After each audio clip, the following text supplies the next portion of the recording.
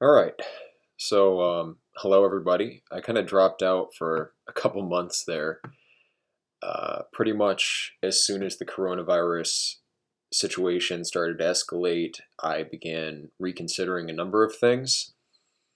Um, so I wanted to discuss some of those in this stream and also give people a chance to ask any questions they may have regarding Pure Academy or whatever. And also I've set up a new Discord server for call-ins. I'll probably delete this Discord server after I'm done with this stream, but just click in the link in the description if you want to hop on and talk about whatever. But anyway, the next thing we were going to discuss with Pure Academy was Quine, the two dogmas of empiricism, and I did read it, and I was going to put together a presentation for the channel. But, well, first of all, there was another project, the Hume project, that I did with a guest that took priority that weekend. And then following that, the coronavirus stream I did put me on a different track. And so I guess I got distracted basically, but also there wasn't a lot of participation in the unit projects that we were doing. So I've reformulated this thing, Pure Academy, multiple times, trying to get people to continue to participate. And it's somewhat of an uphill battle intrinsically because there's nothing motivating people to continue um, researching something they're not intrinsically motivated to pursue. I still think it's a valuable project because peer pressure is a good way of, keeping yourself honest, staying active, and staying out of vices and things. And that has helped me in the past with Pure Academy and these projects, having something to work on. I do find value in that. Hopefully, other people find value in that as well. And whoever's here, let me know if the audio is good and all of that. But one of those things, so anyway, I kind of let that on the back burner. I did not proceed onto the next unit because, I mean, if it's just me researching a topic and then presenting the information to my audience, that's just the nature of my YouTube channel anyway. And so why do that through Pure Academy? But I did say up front that these online experiments always do fail unless there's some kind of actual incentive keeping people going, like a monetary incentive. So that is my next thought regarding what to do with Pure Academy as an online project. Perhaps putting a new channel out there, doing like book reports, news coverage to some extent, perhaps, historical topics, and then finding some kind of workflow to divide up research and script writing, video editing, and things like that. That way, whoever participates, if we can get a new channel up past 1,000 subs, then we could potentially monetize it, and that would be some kind of like, well, you're working on a project that could return dividends for you, and maybe that'll be a better way of going about the online aspect of Pure Academy. But as I've always maintained, the communication networks we use shape the discussions we have and shape the trajectory of thought and political movements and things like that. And as long as it's YouTube and forums and the same old thing, we're going to get controlled dialectics as we have seen. So escaping that, my philosophy has always been the only way to get out of the kind of psyop sociology that we live within is to create some kind of social experiment in real life, intentional community. So that's always been where my head has gone as a solution to this, the whole situation of government interference essentially in culture, and it's not just government, in culture, in education, in everything, every aspect of life. And then there's also just kind of an intrinsic creativity that I personally feel a desire to express by means of like living an intentional life, right? Living in the kind of community I want to live in. And then on the flip side of that, there's also the justification from um, like job loss to AI, from all sorts of demographic issues. There's a lot of reasons to pursue this kind of alternative strategy. I've talked about that in the past. But I did finally buy land. So I have land now. I'm not nearby it. It is in Arkansas. I've said in the past, Arkansas is the easiest state to do this. So I have some land in Arkansas. Hypothetically, people could go there now. It's unrestricted. Technically, you could live in a camper there or something like that. So I'm just in the beginning stages of figuring out how I want to work with this, what I want to do with this land. I do want to obviously bring some kind of real world Peer Academy project into being.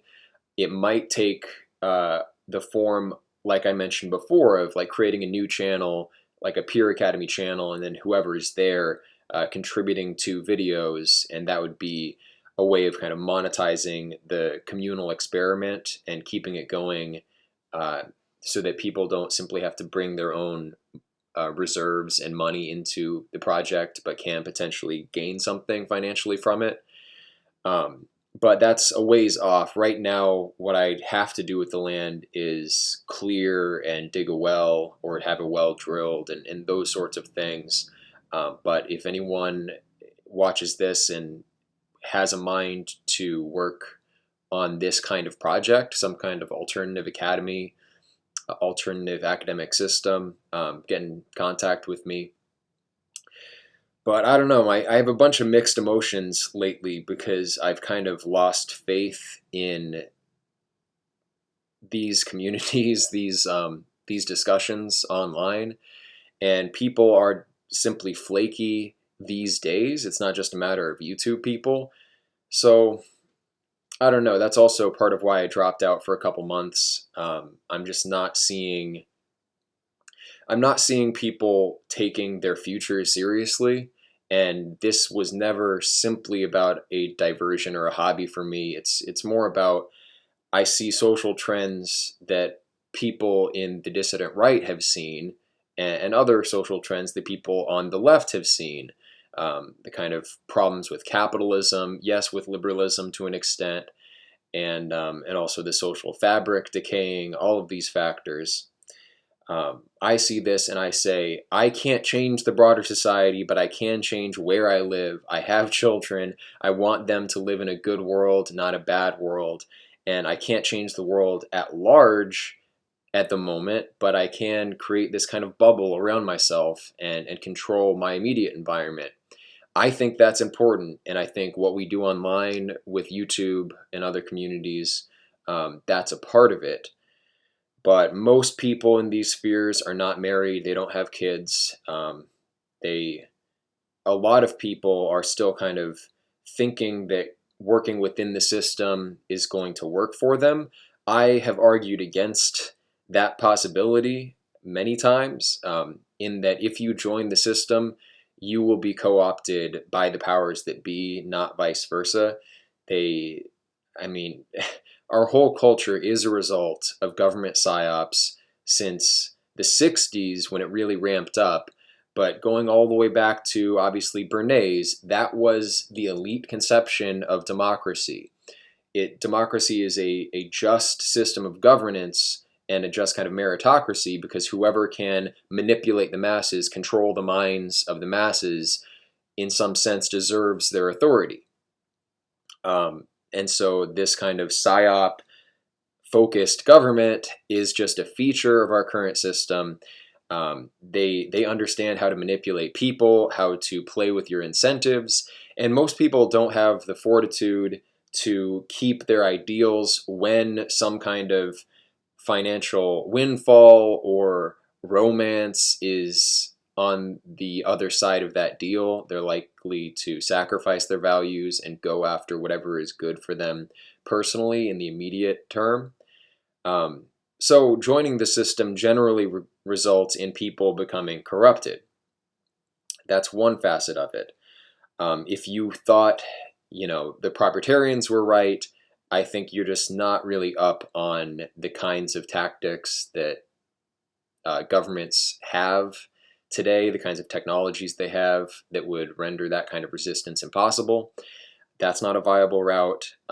Basically, you see all these trends that work against you setting up a future for yourself with your kids, with your extended family, with everything in life. It's just they say they want to reduce the population, and then with the corona situation, you see how government has pounced on this crisis, and we are past a kind of point of no return with regard to the world order as it exists, and that those freedoms are just being taken away, stripped away piece by piece. You will be within some kind of smart city environment, and you'll be potentially looking at a UBI and some kind of vaccination slash sterilization program in the long term. We're seeing these trends develop, is all I'm saying here. And if you want to prevent that from impacting you, you have to set something up around yourself. And I have problems connecting socially in the way of a lot of people in these spheres do. I don't like using Discord. I don't like using these online means of communication. I don't understand the meme culture. I don't understand how people interact here, but I do have just a general love of humanity and a desire to cooperate with people who seek the good. And I always have listened to people who, I think are coming from an earnest place, even when I disagree with them.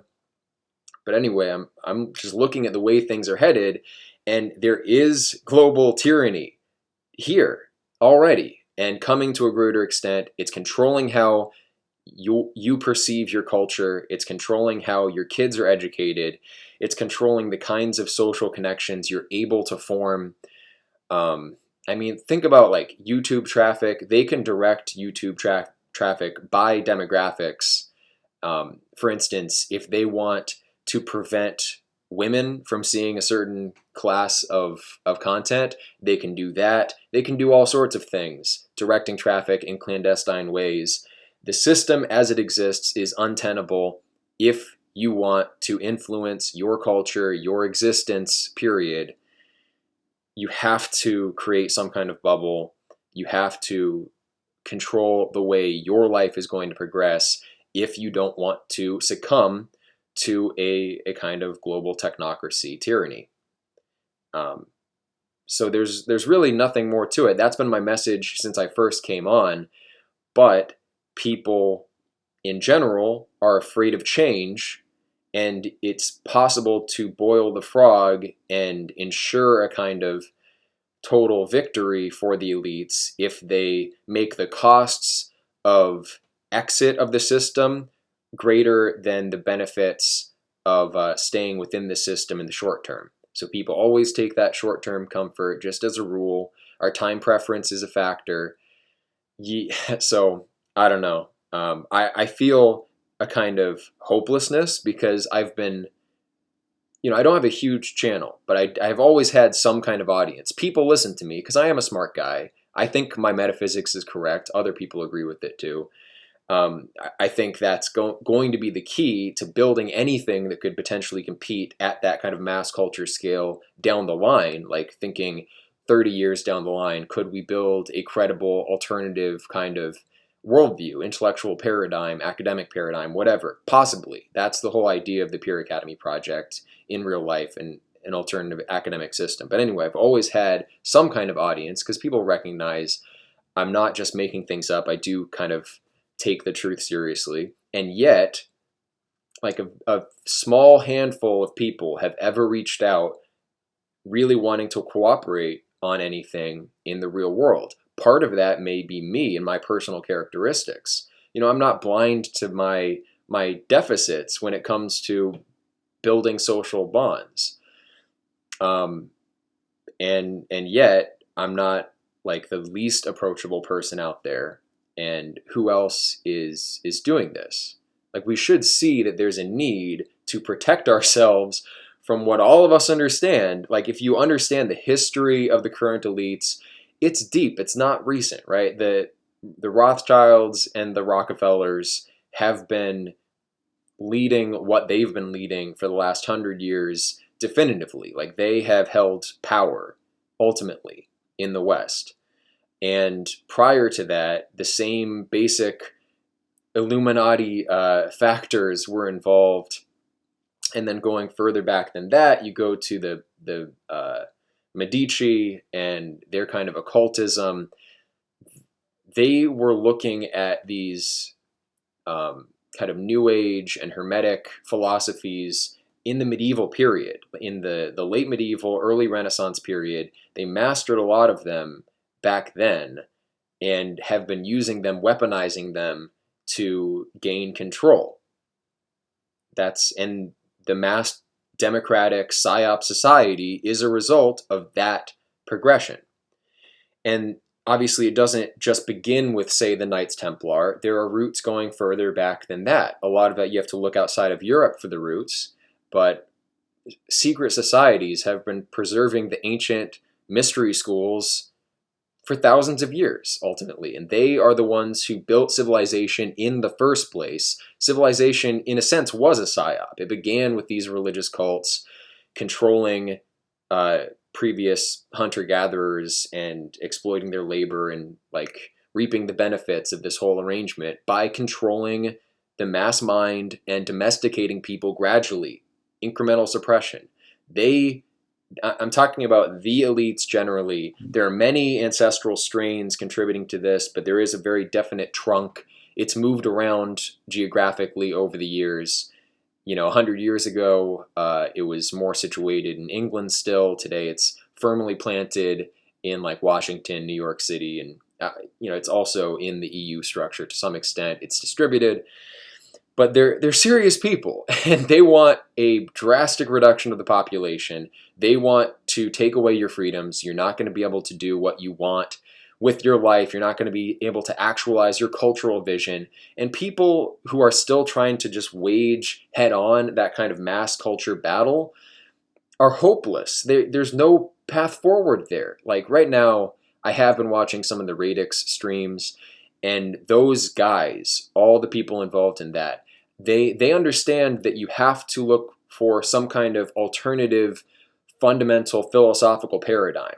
I'm impressed and surprised that someone like Spencer has actually realized this, but you're not going to be able to do it through the communication infrastructure that we have now. No existing online platform is conducive to really building the kind of intellectual paradigm that's necessary. The Pythagoreans had it right. The Platonists had it right. You have to change your lifestyle to integrate a worldview.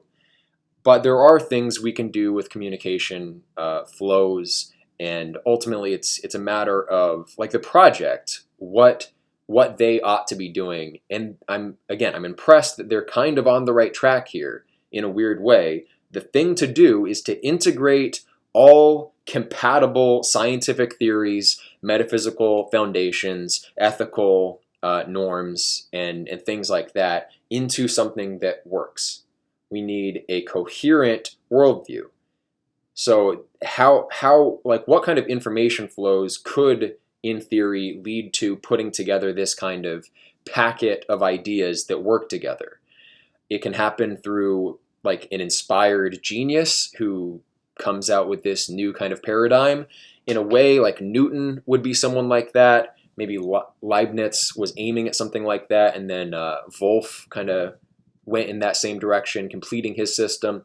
So single, like grand unified theories, like that's kind of the approach that has dominated historically.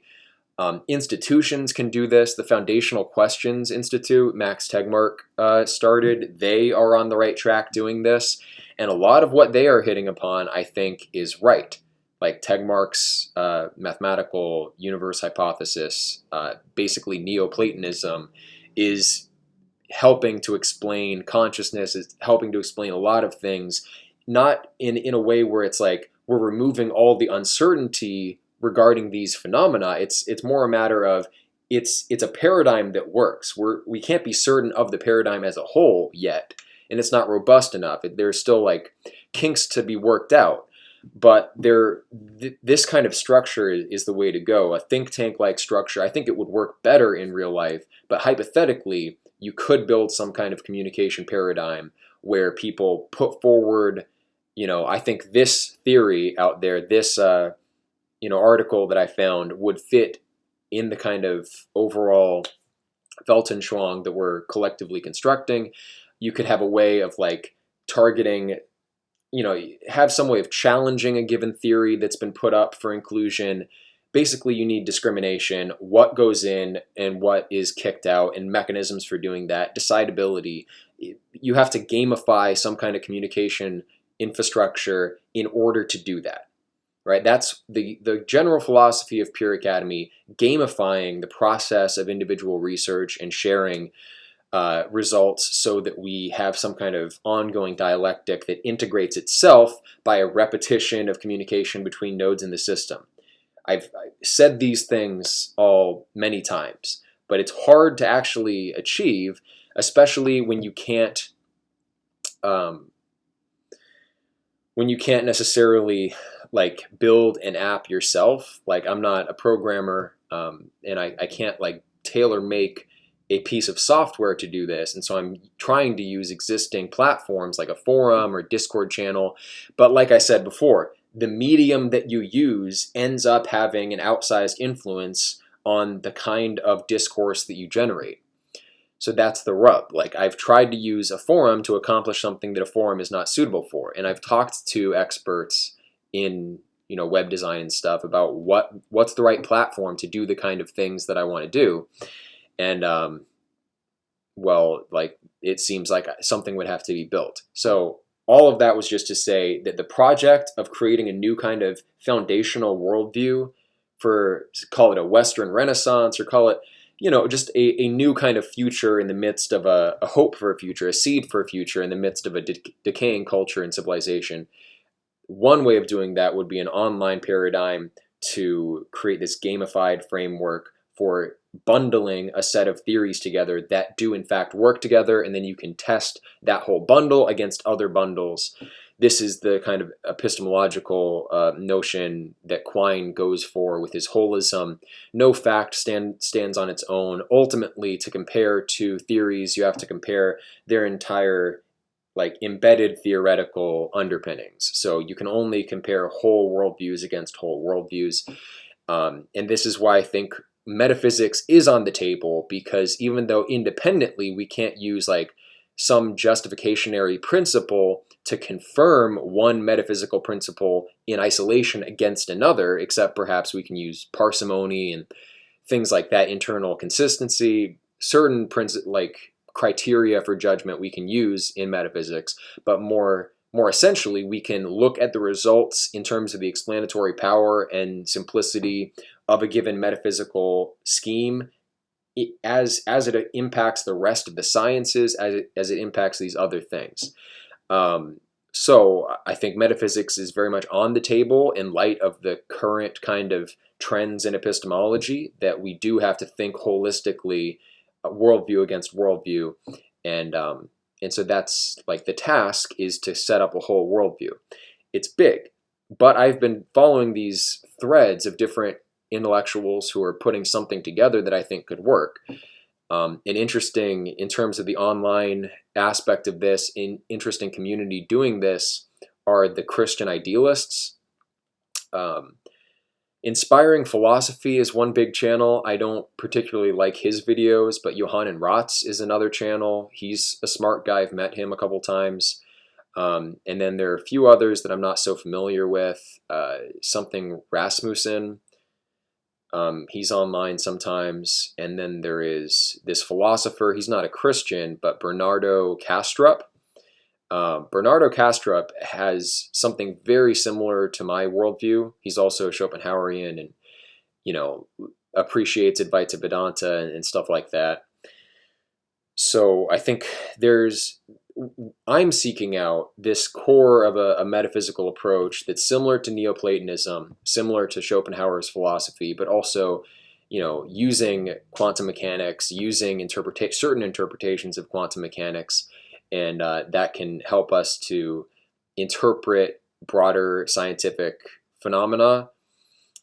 It can also open up new kinds of scientific territory, like parapsychology is something that the statistical evidence is, we can still be on the fence about it, but there are a number of published studies that peer-reviewed published studies with high statistically significant results that confirm something is going on there. This paradigm that I've loosely alluded to here, call it the kind of neo-idealists, that seems to work, and it's very consistent with my whole philosophy as well. And so I think that's personally where I would move in terms of looking for the core of that. I mean, if any of the people associated with the Radix guys happen to see this, and I would just recommend, like, if you're looking for something, look to Bernardo Kastrup and his metaphysical picture, and see what you think of that. Not that I think of those guys as my allies. I don't. I think Spencer's a narcissist. He only cares about himself. The people near Spencer are going to get burned eventually. That's just the way it is. If you look at the track record, look at how people end up who associate with Spencer. I wouldn't talk to Spencer because of that. Although I don't want to absolutize it. I think he's a narcissist and he doesn't really care about others. If he wants to prove me wrong, I guess I would talk to him publicly, but I don't want to get my hands dirty with someone like that. But anyway, for their own sake, I think they should start to look to some kind of coherent, scientifically consistent metaphysical foundation. I know Joel wants to use Deleuze, but Deleuze is not analytic enough. He's not specific enough in his paradigm, and it's too open to interpretation. And so it's not decidable enough. It would take forever to try to, piece together a whole worldview on the basis of a loose framework like Deleuzian metaphysics. But someone like, Schopenhauer's system is simpler, but obviously it's kind of out of date. A combination of what Bernardo Kastrup is doing, Chris Langan is doing, Donald Hoffman is doing, Max Tegmark. There are a few contemporary intellectuals who I think all of their pictures have to be synthesized to get something really strong. But the problem with those guys is they're not looking at the scientific angle strong enough. Like, they never think about physics, I can tell. But if you're looking for a new metaphysical foundation, it'd be kind of ridiculous not to look to physics. That's been the trend in the last 50 years, understanding that physics and metaphysics are not fundamentally distinct fields. Physics blends into metaphysics, and you can derive physical postulates from metaphysical postulates and test that kind of post hoc experimentally. But anyway, let's see. I'm going to look at the chat, and if anyone wants to hop on and discuss anything, challenge anything that I've said, please do. The link for the Discord channel there is in the description. If you go into the general chat, you will simply be on the stream like that. Common Sense Philosophy says he's just making money right now. Yeah, so I think he's referring to, like, we have to build something unless we want to be slaves in the neo-feudal system. And so a lot of people aren't acting because they want to build up their capital. They want to operate within the system to get resources. And that's fair enough. I understand that. But that's also been a recurring trend where people are always like, oh, in 2 or 3 years, I'll be ready to go. And then the moment never comes. And I don't think with that kind of, if you really want to go on a new path, you may never feel completely ready or secure in doing so. But I do have the land now, and so whoever wants to be serious about cooperating to build some new kind of intellectual paradigm, I think that's the only way to go. Ultimately, it's going to have to be people reforming their conduct and changing the way they're living their lives. That's what it's going to have to resort to. And so that's where it's possible to begin now. The first people to cooperate in this will have to be people who are maybe have experience with, working outdoors and things like that. If people from online don't end up cooperating on this, then eventually I will go up there And when I've saved up enough money and I've sold my house and everything, and I will build everything, I will do everything if I have to, because people may not cooperate, and that's just the nature of it. And this is, I don't know, maybe I'm just kind of built differently, but I don't care. I've dropped about 10 grand on land, and I don't care if people go use it. I don't care if it's a communal resource for people. The money is not an issue to me, because it doesn't matter, because the money is just a part of the whole beast system apparatus, completely controlled by the elites. And there's no future in money per se. Like, are you going to become a billionaire and change the system? Even the billionaires that we know about are not the higher ups in the system. The higher ups in the system are a handful of families who have always been around, like the Rockefellers, like the Rothschilds. They're not going away. And they know how to hide their wealth. Jeff Bezos didn't learn how to hide his wealth because he doesn't come from this intergenerational line of oligarchs. So even if you would just become a useful idiot billionaire. Something like that is more likely. So there's no future in money per se. I don't care about money per se. I care that some kind of organic unit exists in which myself, my family, those I care about can survive, first of all. And then second of all, the long shot possibility is that we live in such a way that we synthesize and bring together a new kind of paradigm, a new worldview that is easily evangelized. And then we spread that worldview, replicate the kind of social model, and do this aggressively once we kind of prove that it works, do that aggressively and change society that way from the ground up. Now, people will say that it always takes elites to change society.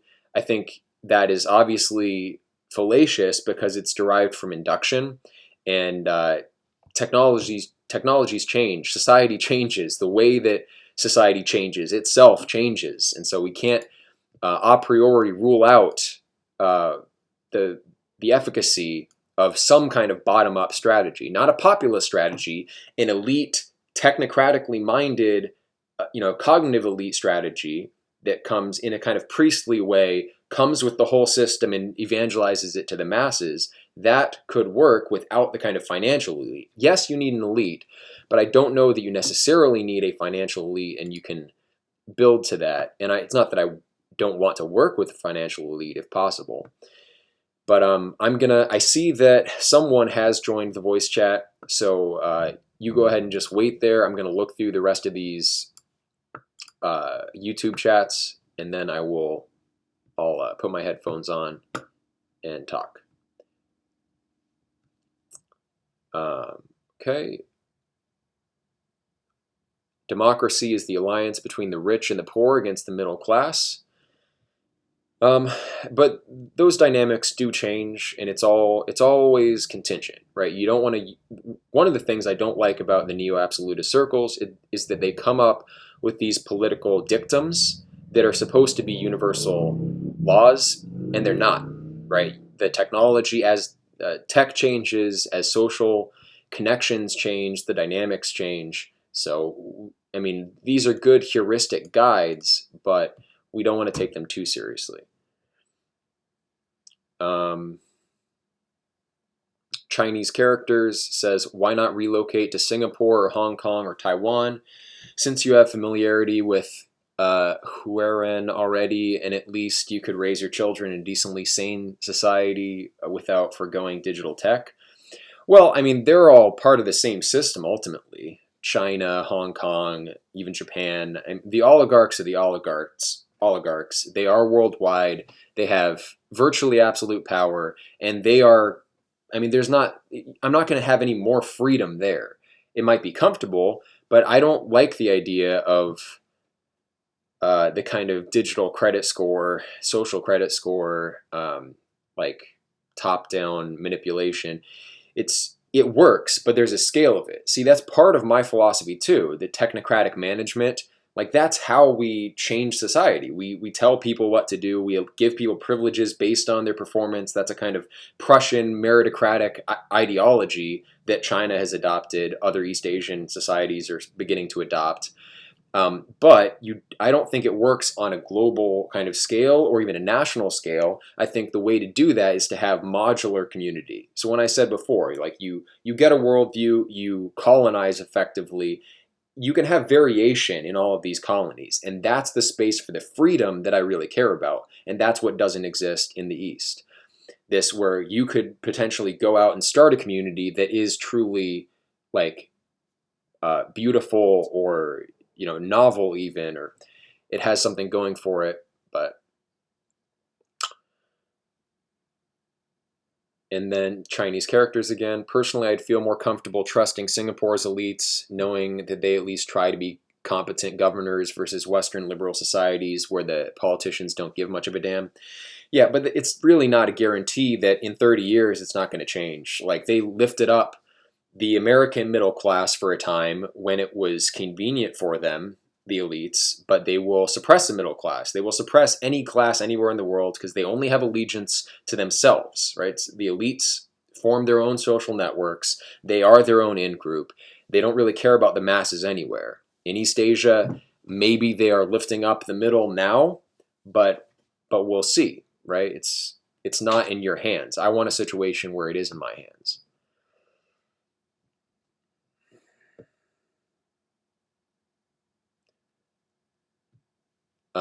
Porky Long Pig, earnestness is highly overrated. I think that's false. I mean, the one person who I still support, who explicitly is not totally forthright in his dealings online and elsewhere, is Fuentes.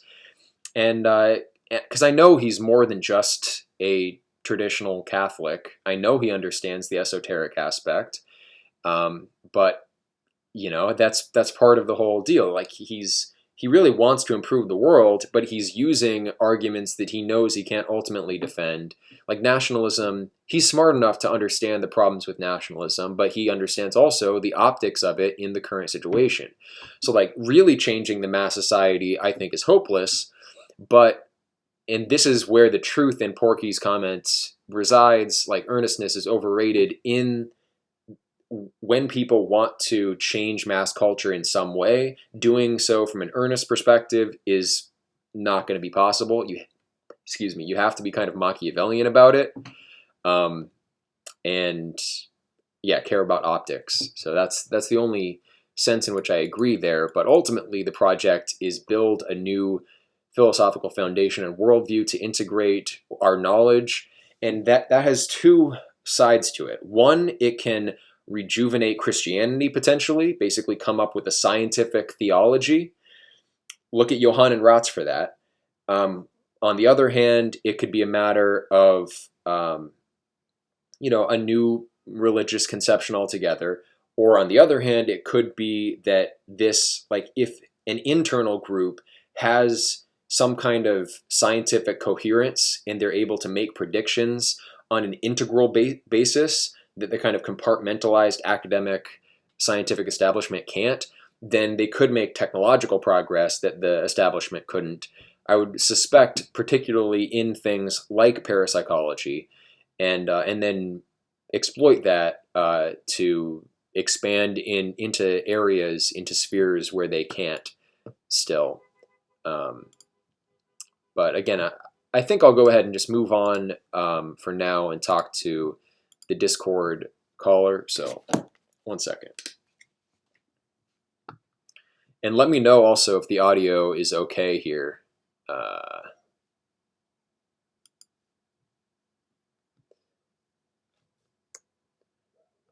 Are you there?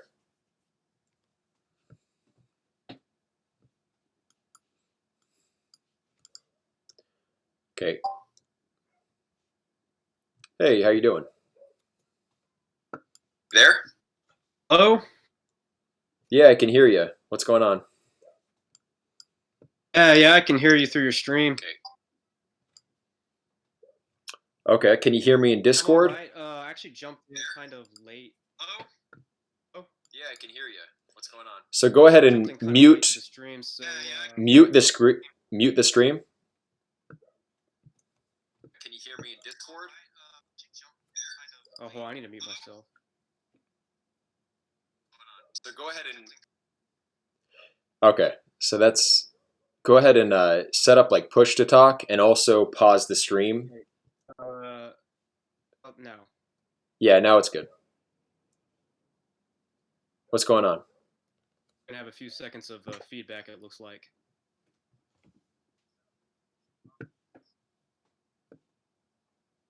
Okay, well, it sounds good to me now. So what's going on?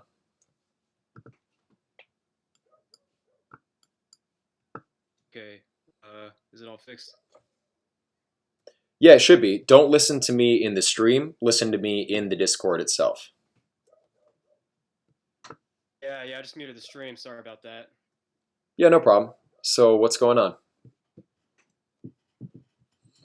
Yeah. I guess I don't know. I've been watching your channel for years now. But I didn't really. I just saw your stream pop up on my recommendations, so I jumped in real late. I don't really know what's going on, to be honest, man.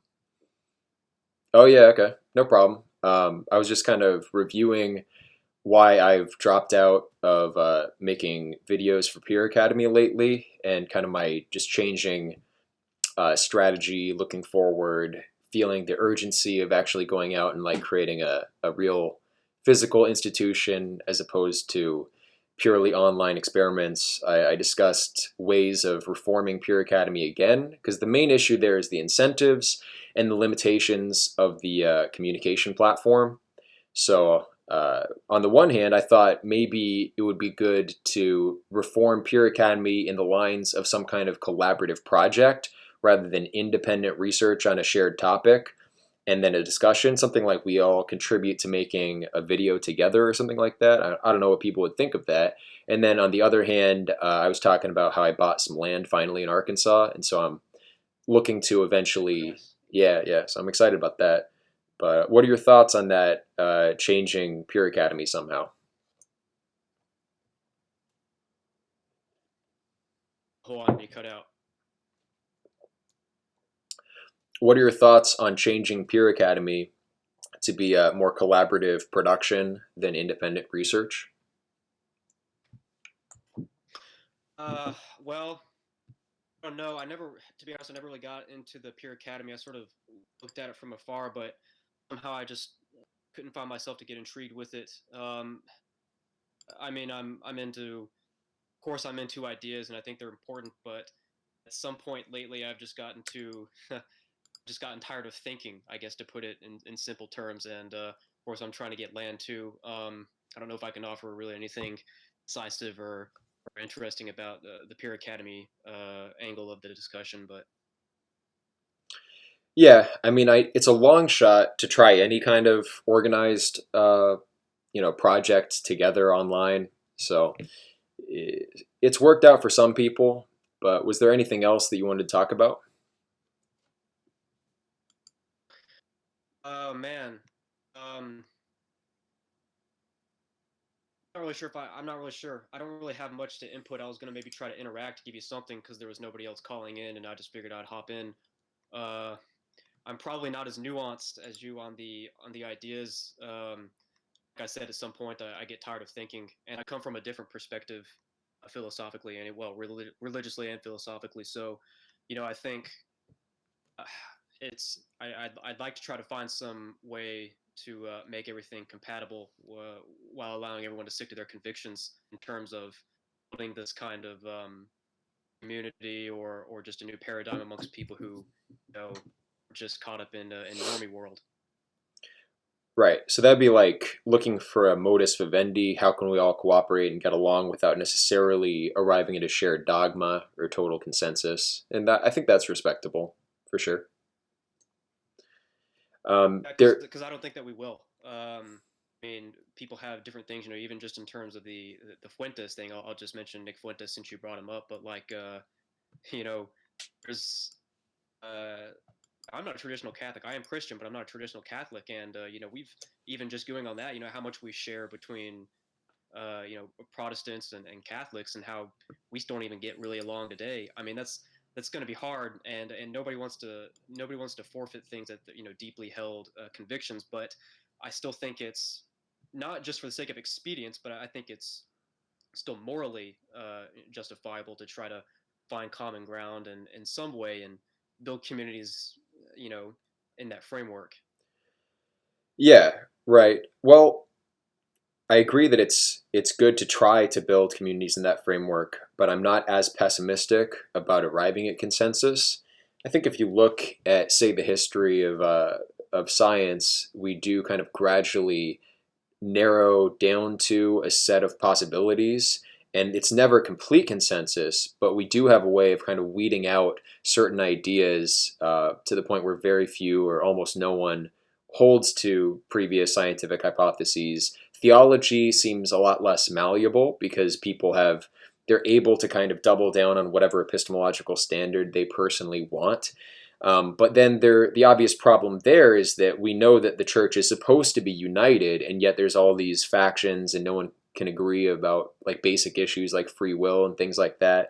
And so hopefully, if say like what I was talking about with what Johann Ratz is doing, trying to come up with some kind of scientific grounding and metaphysical grounding for theology, um, like if that became very compelling and became wedded to a kind of prestigious scientific establishment, or rather like alternative scientific establishment, maybe that could be a shot at pushing through to a new kind of consensus. I mean, a breakthrough will eventually happen. People's views intergenerationally don't like no belief system is ultimately rigid enough to withstand all kind of scientific and societal progress. So maybe as we move forward in science, we might find a scientific grounding for thinking about theology or something like that. But in any case, there are two other callers here. So, was there anything you wanted to add before we wrap up on this? I'll let you go to them. Okay, cool. Thanks. Thanks for hopping on. Appreciate it. So the second one down from me, or the third one in out of the four there in general. If you wanna, Yeah, I'm Jack Fleck, and the question I would like to answer, no, yeah, I'd like you to answer would be, what are some of the gravest threats to humanity currently? Um, okay. Yeah, I like these arguments. I read Nick Bostrom's book and also Tegmark's book about the kind of threat from superintelligence specifically. I think long term, that is the most serious threat. People may disagree on this, but generally, the people who do are not looking like 100 to 200 years into the future. And not that I'm an expert on AI, but I think that it's feasible that we could look at least mass job loss. I mean, arguably that's already happening. That's kind of just a feature of our system now. The more automation corporations are able to do, the less they need workers. So that's for the working class. The greatest threat, I think, is automation, AI, just becoming economically irrelevant. At a species level, I think that's one of the only real existential threats. Um, and that's the one I care the most about because there's the most that we can do about that. Other than that, some kind of bioweapon that gets leaked, if Corona was something like that, that was not the worst case scenario. It could be far worse. And so genetic engineering regarding viruses specifically is obviously displayed if it did break out of that lab in Wuhan. That could be extremely bad if there was like say a hyper contagious airborne Ebola type situation. We could definitely like systems collapse would be a result of that. And so like basically any threat extended past a certain point undermines the ability of governments to maintain order. And then once governments lose control, it's kind of like spiraling out of control from there. And so I don't know. I mean, those are the main, just a general systems collapse, and then the threat from AI would be the two big things. That's why I advocate for like a prepper lifestyle, regardless of what else happens, because we are living through times where either in the next 200 years, people say we could perhaps colonize Mars, colonize other planets and moons, or we could just simply go extinct. But it might not come quite to that. And if it does ever, if, government stability is lost, I definitely want to be in a position where I'm I can depend on what I can provide for myself. So.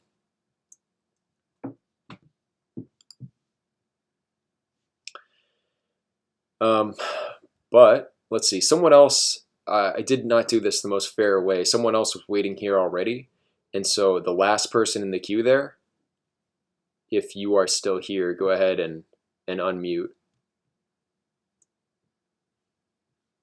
Can you hear me? Yeah, I can. Can't talk too much right now, but kind of wanted to hear you extrapolate on your opinions on exactly why the system is satanic. I think earlier you called money like part of the system of the beast or something like that. I forget what you said, but kind of allude to how satanic and I guess Luciferian soul system is, and I was kind of wanted you to go real detail about it because I don't think we really have before on your channel. Yeah, sure. Well, I mean, the Luciferian component. Go ahead. I know this kind of gets, in crazier territories. I don't know if you want to touch on these things in public, but what extent you think, the elites might actually be in contact or perceived contact with, like, I don't know, demons. We don't have to get all Alex Jones here, but like, no, yeah. Extent, how deep does the occultism go? But I don't know. It's up to you.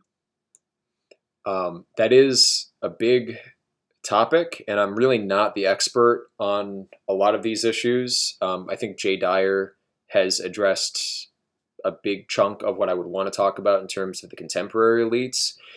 But if we look historically, I mean, a lot of this comes out of the Medici uncovering the Hermetica, Neoplatonism, the Kabbalah, so part of it comes from Hermeticism, right? Because built into that worldview is the idea not only as above, so below, but basically what they talk about in the New Age as the law of attraction.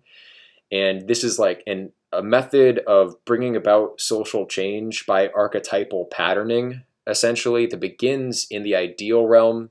It begins within the mind of the practicing occultist, and they have conducted rituals from those days.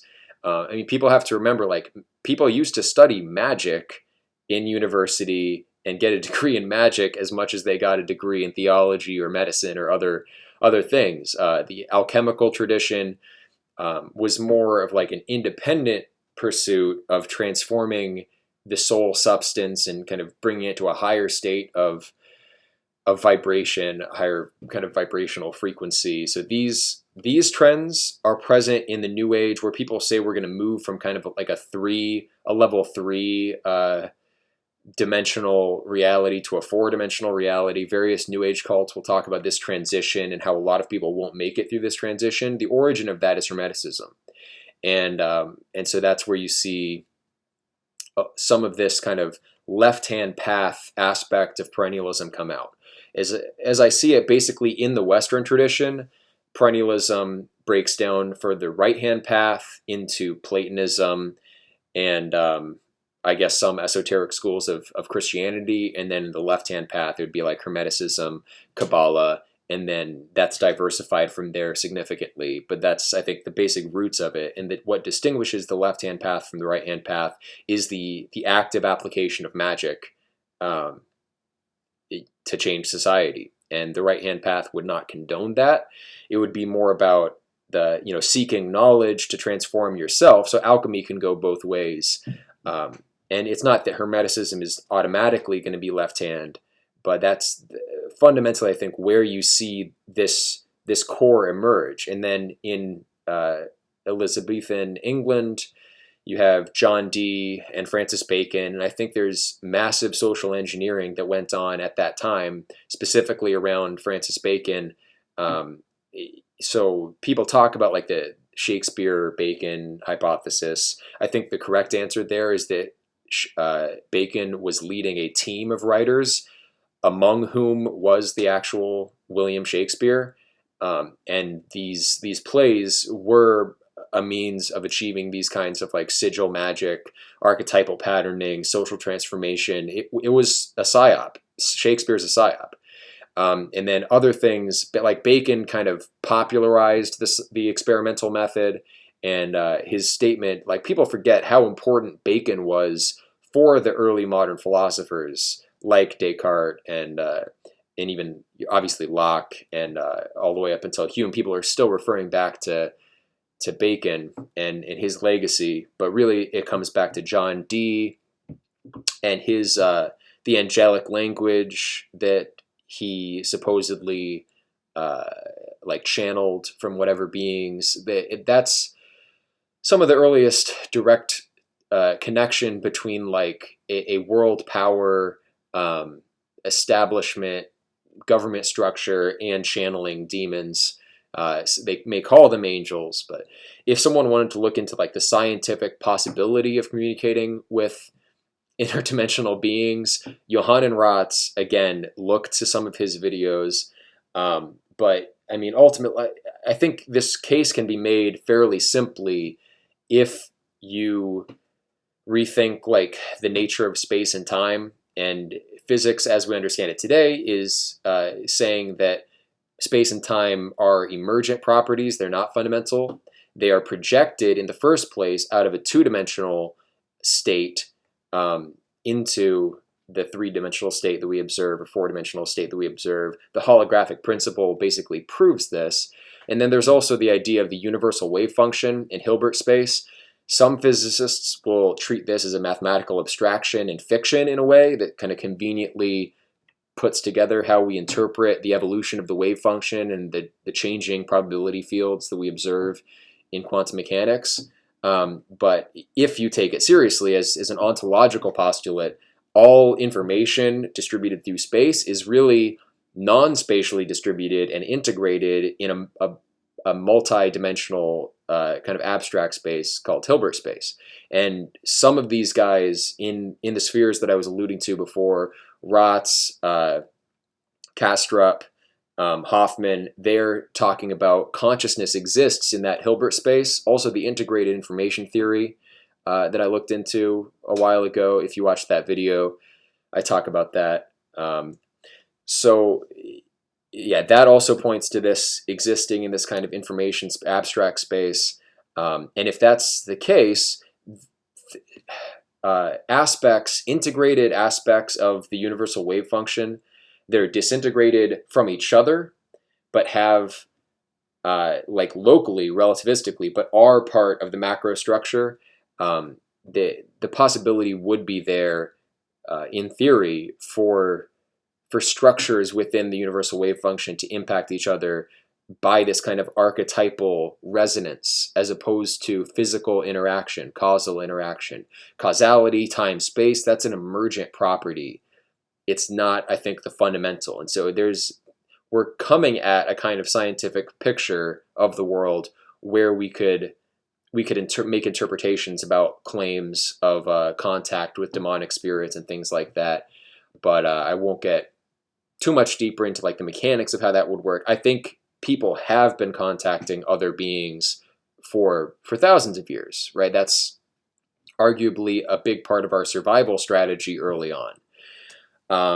And so this continues with Rosicrucianism into the Freemasons and eventually the Illuminati, and that's where the Luciferian dimension comes out explicitly, that they are Luciferians at the elite level within Masonry. And this is basically like, it seems innocuous because, okay, Lucifer the light bringer really just wants to spread knowledge, share knowledge, and tell you that you are in the world of Maya. Like they subscribe to this kind of perennialist metaphysics. And so Luciferianism in its kind of Freemasonic context is about the recognition that the world is a kind of product of a demiurgic figure in a way. And like you do have freedom from it, but they never go all the way to detachment, and non-duality in the way that the East does with the ascetics. They don't take that ascetic path. Instead, they kind of say, the world is an illusion and you can change it. Like the world can be a product of your fashioning. And so you can basically join the demiurge in transforming the world. And that's what the Illuminati do. transform the world. So that's just the literal Luciferian aspect. The satanic aspect, also you can look to like Sabbatai Zevi and the Frankists. And a lot of people know about that history. In more recent times, I think Theosophy and other occult schools operating in Germany are a big factor. And a lot of that, I think, is a result of the resurgence of Schopenhauer in the mid to late, like look at the 1850s, 1860s. Schopenhauer becomes resurgent. Hegel's also important. People are thinking about like a new idealism. And that heyday of idealism from 1850 to the early 1900s, on the one hand, saw some very interesting academic philosophy, like Bradley, F.H. Bradley, one of the pessimistic idealism. I had a talk, and he was talking about F.H. Bradley. I bought that book, his big book, Appearance and Reality. So there's some good things that come out of that period philosophically, but on the flip side, you had seances and different occult practices, and so that was woven into the elites enough. And also, if you look into the UN, it has some connections to certain like New Age groups. And I think for a while they were using New Age to kind of like A/B test or just experimentally test different aspects of a hypothetical global religion. And so if they were going to do some kind of global religion, I would think they would look at it in more hermetic terms, where it's like, these are the mechanics of the universe, right? And so looking at it like this is a spiritual science that is being disclosed for humanity now, and we can use it to better the world and make it into utopia. That's going to be the push. It's not going to be these are the mechanics of reality, and these point us to the existence of God, and these point us to the existence of the incarnation. And they simply ignore the incarnation, ignore that aspect, ignore theology, and go instead for like a kind of metaphysical manipulation of reality. And so that's what it would mean for them to be satanic.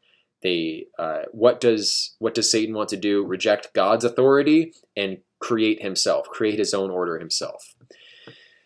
So that's something on that.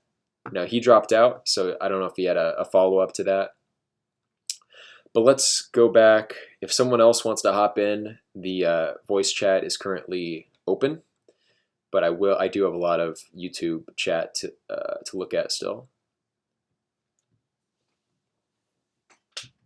1 second.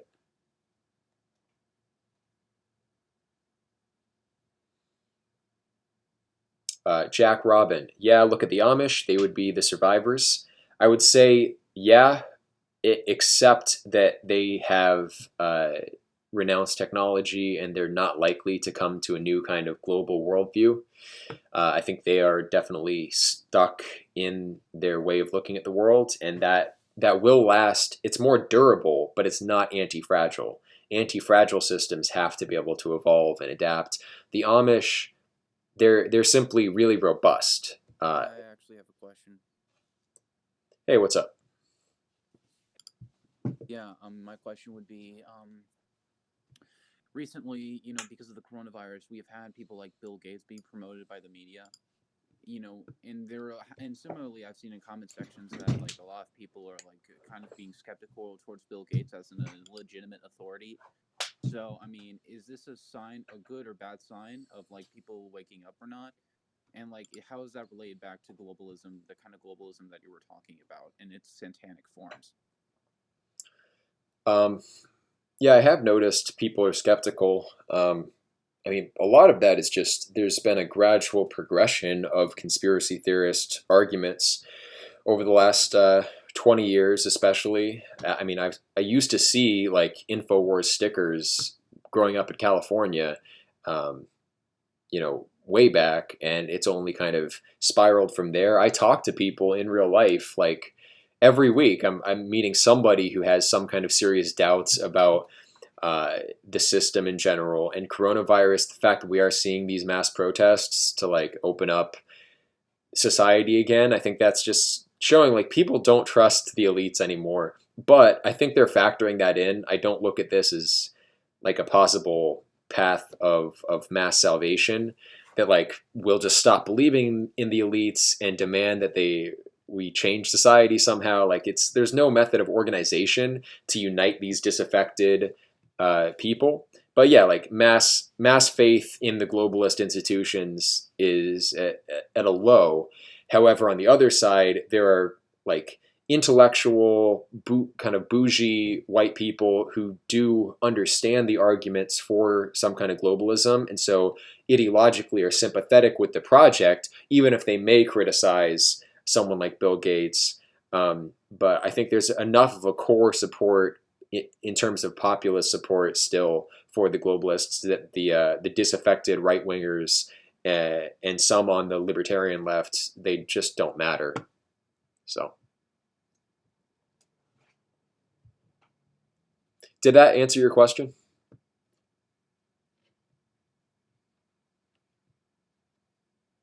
Yes. Okay, cool. Yeah, I did. All right. I will go back to the YouTube chat.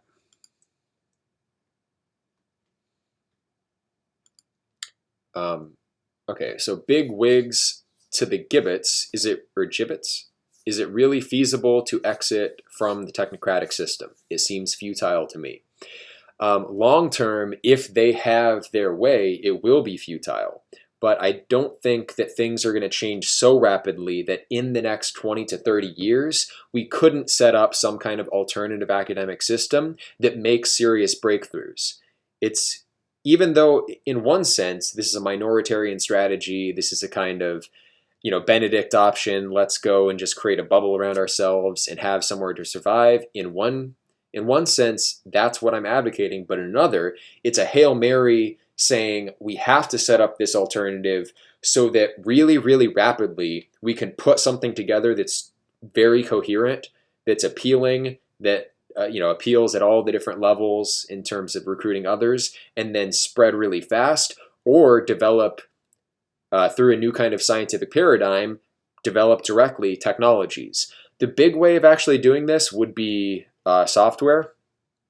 And so like creating an alternative kind of tech establishment. It's a tall order, but if you fundamentally change the way that people are living, those sorts of changes I think are possible. Like with Pythagorean societies, they lived in a very different way. They lived according to a schedule. They had certain ethical norms they abided by, kind of meditative practices. Like if that kind of rewiring and changing the way you work, hypothetically, you could see breakthroughs, because in that age, right after the Pythagoreans did their thing, we saw the rise of Greek geometry and Greek science and everything that's come from that. And that was because, I think, you can look at it in causal terms, the Pythagoreans and then later the Platonists did live together in new ways and changed the way that they were able to think, because of our thought is an outgrowth of our life. Right? So if you change your life, you will change your thought.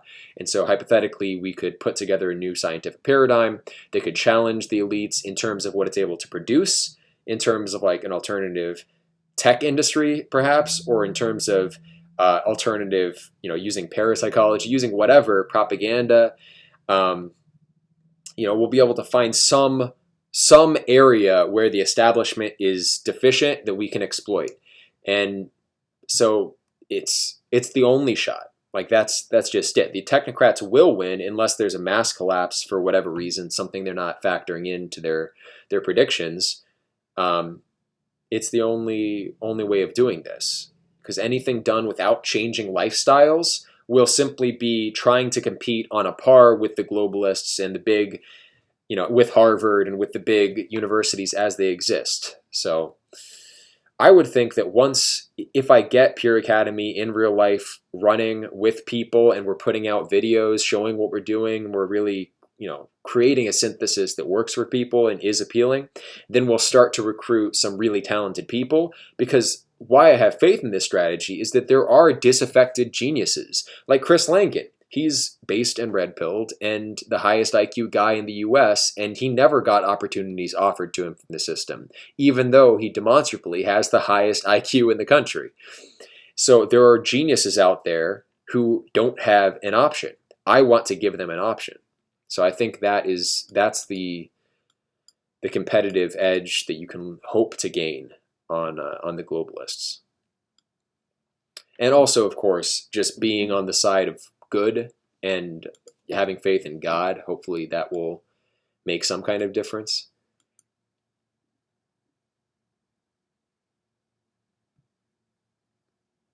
Interdimensional human animal hybrids. Look at a channel called Conscious Resistance. He's doing a similar thing in Mexico. Yeah, I think I saw him show up in some interview recently. I forget who, but Porky Longpig, we have only one chance, one hope. We must rally around Davis Arini and make him our God King. I'm not sure if I'm ready for that, although Arini has made some good calls in the past, and I have talked to Arini. He promoted my channel early on, so I like him. He's a good guy. Chinese characters. First, let me check the Discord. Hey, what's up? Hey, can you hear me? Yeah, I can. Did you catch the rest of my answer to the whole satanic question? Yeah, my computer just lost connection. I had to listen on my phone. I kind of wanted to ask more of your opinions on the Corona thing. So I guess we're about a month into the quarantine, and it's interesting to me that people are kind of, in my opinion, even if the virus is probably overblown as it is, it seems very bizarre that people are rioting or not exactly sure what actually. It's very vague. I don't think the government has really done too much. They really aren't like violating too many rights. Actually, in fact, it seems like the federal government is kind of ceding a lot of power to the states. I was kind of wanting, your opinion on the current situation with Corona and all the riots going on and whatnot. Right. Yeah, I see where they might be upset because the federal government is using the same strategy that the globalists have in creating a kind of global governance regime as opposed to global government. So we'll have these kind of UN agreements like the Paris Treaty and stuff like that, that it's not compulsory, but everybody around the world simply gets on board because the globalists have enough of an in all of these countries financial. They have the levers in their hands basically, even if on the books it's each country's sovereignty is still preserved. It doesn't ultimately matter. Similarly with the relationship of the federal government to the states, like if all the states simply rally behind the consensus when it comes to like how should we respond to the coronavirus, then like it essentially is happening at a federal level, even if the commands themselves, the stay-at-home orders, are coming from the state governments. And it's also like how else would you expect the states to even handle this? Because state governments don't have the kind of like access to, I guess, medical expertise, or like the president has his medical advisors. They have the big kind of national level institutions and whatnot. State governments don't have that, and so they would kind of just have to defer to whatever the federal authorities in terms of experts in healthcare are saying. So there's that aspect where it is kind of a federally imposed thing, even though some states are managing to avoid it. Importantly, Arkansas is one of those states. But in terms of resentment, a lot of people their businesses are being shut down. And if you look at small business owners, they are entrepreneurial, therefore they're likely high agency.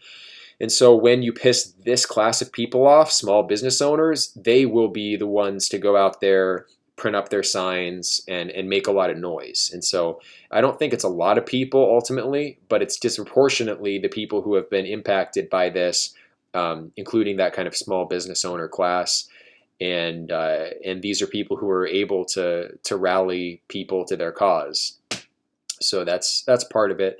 And I don't know. I'm kind of doubting like the severity of the virus at this point. Ultimately, I don't know enough to say, and I've heard some interesting things like about Charles Lieber's connections with Harvard and the Chinese and the specific stuff that he was looking into, and as that relates to 5G, because I guess Lieber was working on these like transistors that can enter into the cell and monitor different things within the body, and if you could in tandem release some kind of virus from Wuhan, and then also distribute in some way these microtransistors that may or may not be undetectable, then in theory you could use something like a technology like 5G to selectively activate a response to a virus that may not be itself that dangerous, but when amplified in this kind of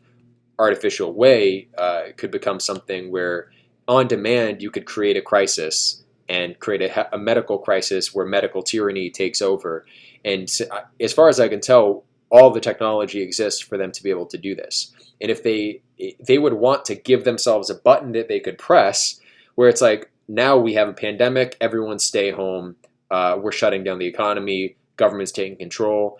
It's definitely something that would be in government's interest to have.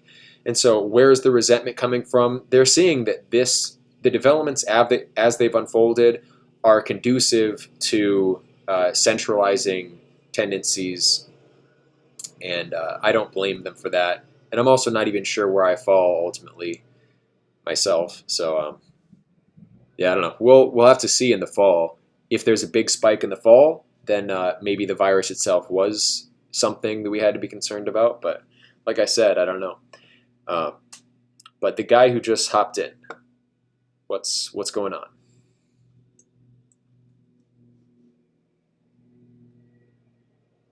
Are you there? Can you hear me? Oh, sorry. Can you hear me now? Yeah, I can. What's going on? Your religious, yeah, your religious beliefs. There's like some kind of synthesis between Buddhism and Hinduism, right? Yeah, I something posted something a like post in the that. chat. I don't know if you read it. I'm kind of at work. What do you believe about like the afterlife or reincarnation? And um, like what doesn't what can you do as an individual to like impact like your results? That's my question. Okay. Uh, yeah, I mean, I do tend to think reincarnation is the most likely path. I don't think it's the only one, and I also do believe in heaven in the sense described in the Bible, where you'll have an incarnation directly guiding human affairs into a kind of utopian situation. Now, I would look at that as using the mechanism of reincarnation to bring your spirit into a better world where Logos reigns. And so, through reincarnation, if we reincarnate into a heaven, then we basically get what the Bible describes anyway. Um, so that's kind of how I would look at it in terms of how we impact where we end up. I would say your conscience, any theory is going to have flaws. And so ultimately, look to your conscience, because that's the one thing that we know that God actually gave you to direct your conduct. So it's not the most like nuanced take, but like do what you feel is right, and I think that'll be a good sign. Like on the theoretic side, though, I would look at the development of your like the kind of world you move into will follow trends that you yourself have set in motion or contributed to in your life. So, say in this life, you started advocating for polygamy and tried to practice polygamy, then you'd be more likely in the next life to be born into a world where polygamy is practiced. And then, like, say in this life you were wealthy and you wanted polygamy because you would get multiple wives. In the next life you reincarnate into a polygamous society and you happen to be born poor as your kind of punishment. So that's the kind of dynamic of karma that I would see coming into play there. But it's obviously very speculative at this point. I do hold out a hope that we could generate some kind of like mathematical model of a karmic dynamic in terms of what will happen. But I think we're quite a ways off from that point. Yeah, well, and like in terms of my conscience, like I don't know if it's the right thing to do, but like what I feel I don't know, like it's kind of how I feel right now. I think I might have to hunt down Kenneth Brown and fill his head up with lead. Straight murder him. I'm finna light you up, you bitch. Okay. Kill you. I'm out. All right. So that was some. I might have to take this stream down, unfortunately. I know that's a risk that you run, but anyway. An oddly childish thing to do. Yep. But anyway, we'll finish this here. I might leave this stream up unless it gets some kind of flag or anything. I'm not sure if this was explicitly against the terms of service. I could go and edit out that section or try to, but I'll worry about that later. Anyway, I'm going to go back to the YouTube chat unless if you, in the general, did have anything else to say, go ahead and ask away or share your thoughts. But I'm going to look at that. Since I'm kind of constricted, I'll just ask one more question, then I'll probably get out of here. I guess I'd say, I guess I kind of want to ask, like, what are your predictions for how society's gonna progress with this Corona thing? Like we mentioned earlier, the people, I mind rioting for pretty like stupid reasons. I'm not exactly sure why they are rioting. Actually, I mean, most shops are actually seemingly open except the most frivolous things like hair salons. Pretty much everything else is still open. I mean, gun stores are open, pizza places are open. It's not like it's awful. I know people But are it's losing their jobs. I mean, it's hurting business significantly. So it's not just that they're able to be open. And I'm in New York currently, and it is pretty bad. Like a lot of the stores are shut down here. but aren't the riots and protests because the government is what they seem to be protesting is that the government is taking away rights or the government is overreaching, but it kind of isn't an accurate argument. Like I believe the economic one is valid. Like I think even the worst estimates for this virus don't really. Our reaction to it isn't really legitimate, even if this virus is like worst it could possibly be, because we've seemingly, I think we definitely overreacted, and with how we're trying to lift, I think anyways, how we're trying to lift the quarantine, seems like we're overreacting to our overreaction. We're doing probably the most stupid combination of decisions we could. But like I'm saying, it's not. We don't seem to be. Kenneth Brown, I will put many bullets. Ah, damn it. I will put many How bullets. do I block this We guy? don't seem to be citing the economic argument. Rights-based arguments. But anyways, like I said, I'd like to hear your opinion on what you think the future is going to be like, and that's about it. Yeah. I guess I'll leave you to it. Okay, cool. Yeah, no, I don't really know because I don't ultimately know the nature of the virus itself, and that will ultimately determine what happens. Like I said, we'll see in the fall partly.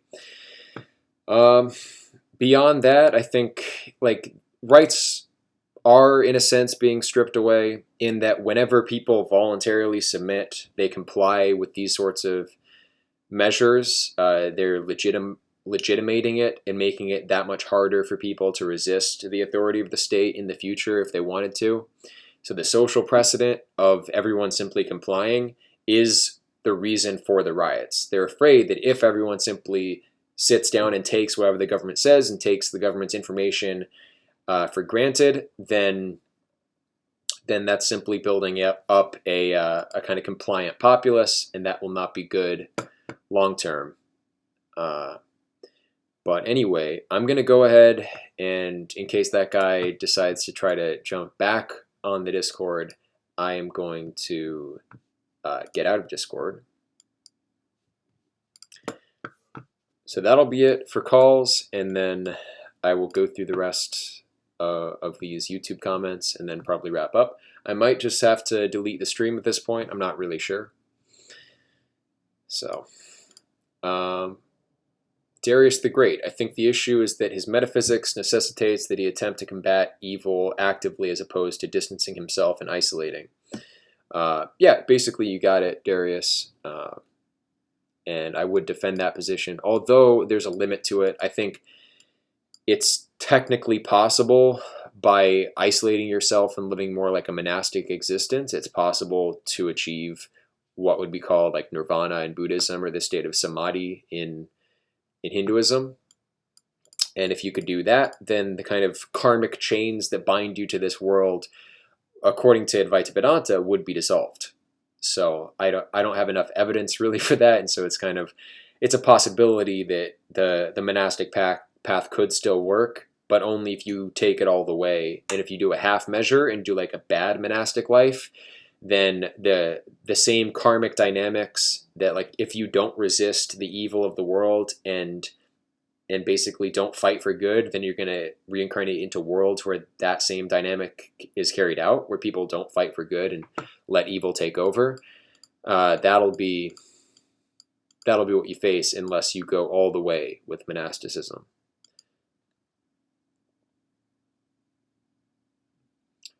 Furio class. My mother recently started watching David Icke. What the hell is the algorithm up to? Yeah, no, these things it's hard to tell where they want to push the discussion and why, because they're working with information that we're not. Although I can see that if there's, like, in the face of some kind of global overreach where people, like the New World Order is on people's minds, they might want to tap into those energies and harvest it with a figure like David Icke.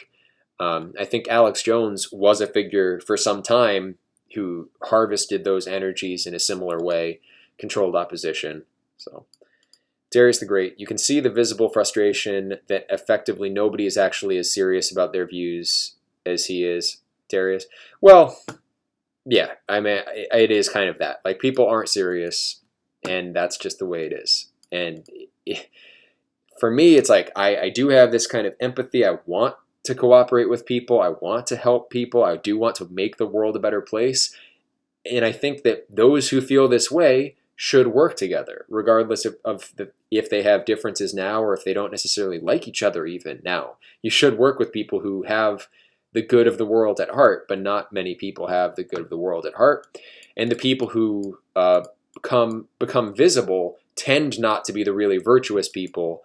I think today, really virtuous people tend to be like Aspie types who are obsessed with their kind of pet topics of research, and they're not socially fluent, because the people who gain social fluency are the people who care about sex and status. And if you care about those things, that's going to lead you away from the good. And so the whole nature of the system conspires to make it such that the people you hear about are not the best people. That's why Jesus says that ultimately the ruler of this world is Satan.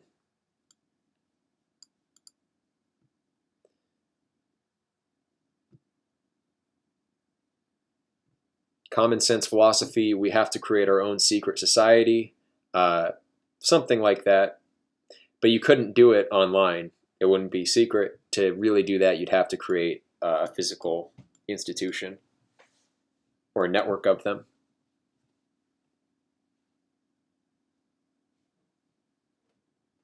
Let me see. Big wigs to the gibbets. Collapse of modern industrial civilization is our only hope, unfortunately. That may be, and if it's the case, then the only thing that you can do to prepare for that is live in a community of people in a self-reliant way. So be preppers and group up, which is exactly what I want to do anyway. So Darius the Great, I think he is counting on the collapse. He just wants to have an insulated that will survive it. Yeah, I'm not counting on the collapse. It's just, if the collapse happens, this is the kind of thing you would want anyway. So on the one hand, it could be the kind of Hail Mary, we're going to create a whole new worldview and then evangelize that like crazy, integrate it, maybe make scientific breakthroughs, and then just spread it full throttle. But I doubt it. Like, that's a big long shot. More likely is that, yes, society does collapse in the next 50 years, and you'll at least be in a position to try to clean up the aftermath. So either way, collapse or no collapse, the best strategy, I think, is the same.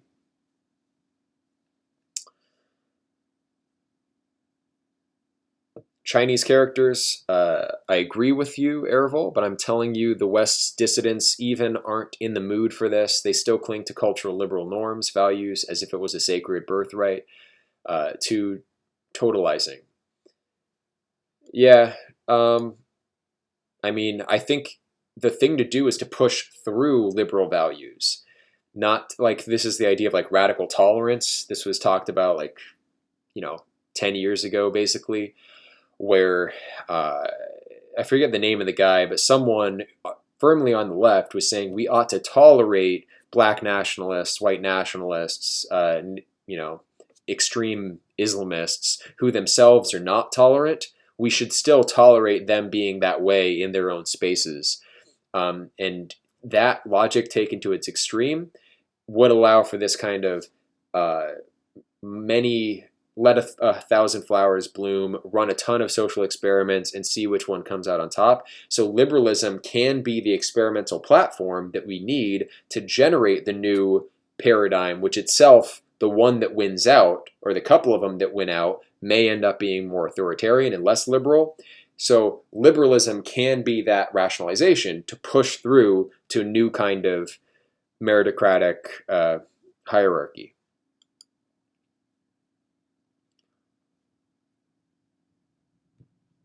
Cynosure 342, dysgenic fertility and mutation load ensures our collapse. This is the decadent decline phase, right? That's the jolly heretic position. I agree that that's where it would head, but breeding patterns are not deterministic.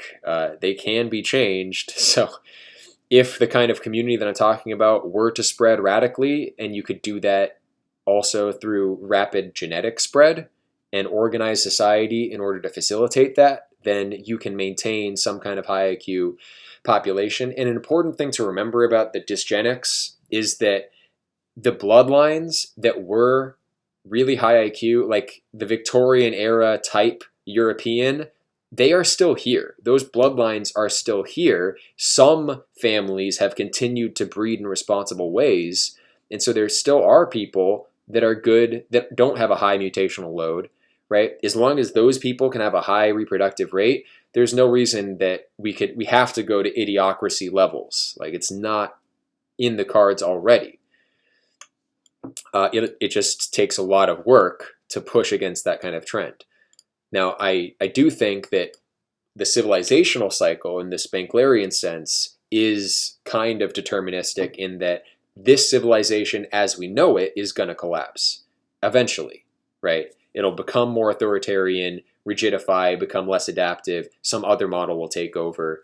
The same elites will still, like, the elites ride on top of these civilizational waves, I think. I think you can trace them back to the Neolithic, right? Like I've talked about before. They understand these dynamics, so the decline will happen, but isolated groups that preserve their kind of reproductive integrity, they can, like I said, ride these kind of waves. Jack Robin, I do think that the plan, whether consciously or not, is to herd everyone into cities and leave part of the planet wild. Yeah, I think that's right. And that'll mean less ability for people to exist in nature. For me, I really care about being in a natural environment. I don't like noise. It really affects me to have like extraneous noise in my environment. And so like I need to be rural. I need to be somewhere that's not a city. And so part of my whole motivation for this, outside of spiritual and ideological concerns, is that like I don't want to be pushed into a smart city. I have to preserve that ability to go out and be there on the land. And I can do that now because I have that land in Arkansas. And again, by the way, if you want to pursue that, if you want to go to Arkansas and do some development and work with me, and I would discuss the details with you, contact me. I've already expressed my kind of my hopelessness and my lack of faith in people online generally, and just people today to actively change their lives and do something in accordance with their value. So I don't have a lot of hope for that outcome, but if you are that way, and I think there will be someone or a few people, hopefully, that want to go that way. Once it gets built, I know that I will recruit people. If I can offer people room and board and a new academic paradigm and like social opportunities and things like that, people will jump for it. But when it's like, okay, well, there's this acreage in the woods out in Arkansas, it's unrestricted, you're kind of on your own for the beginning, that won't attract very many people at all. But some people are that kind of adventurous spirit, so I'd want them to contact me if that's you. Jolly Crocodile, what's your opinion on UBI? It's going to be rolled out, and it's going to be used for globalist control. Big wigs to the gibbets. The plan is explicitly stated in UN docs, Robin. Yeah, it is.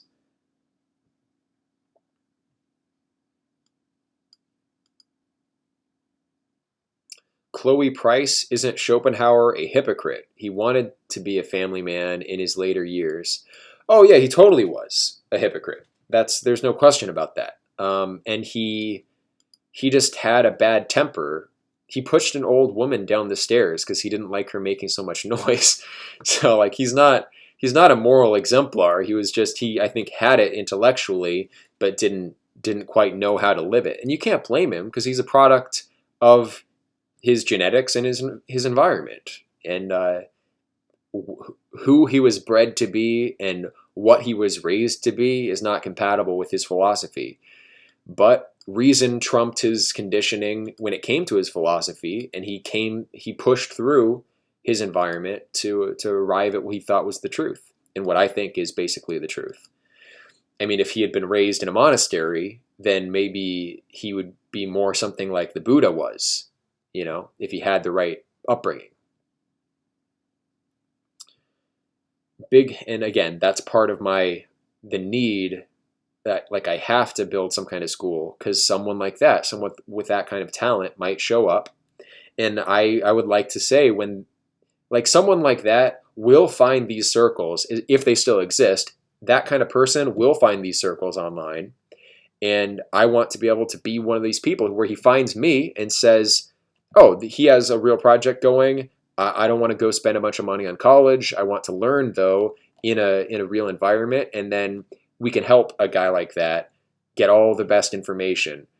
And that to an extent has already happened, to a lesser extent, with the way that YouTube has panned out. Like, the Zoomers don't necessarily appreciate what the millennials have done for them. Like and Gen X, like millennials, I think to a greater extent understand what Gen X did. Like Jay Dyer's generation did. Is he still a millennial? I'm not quite sure. He's like on the border.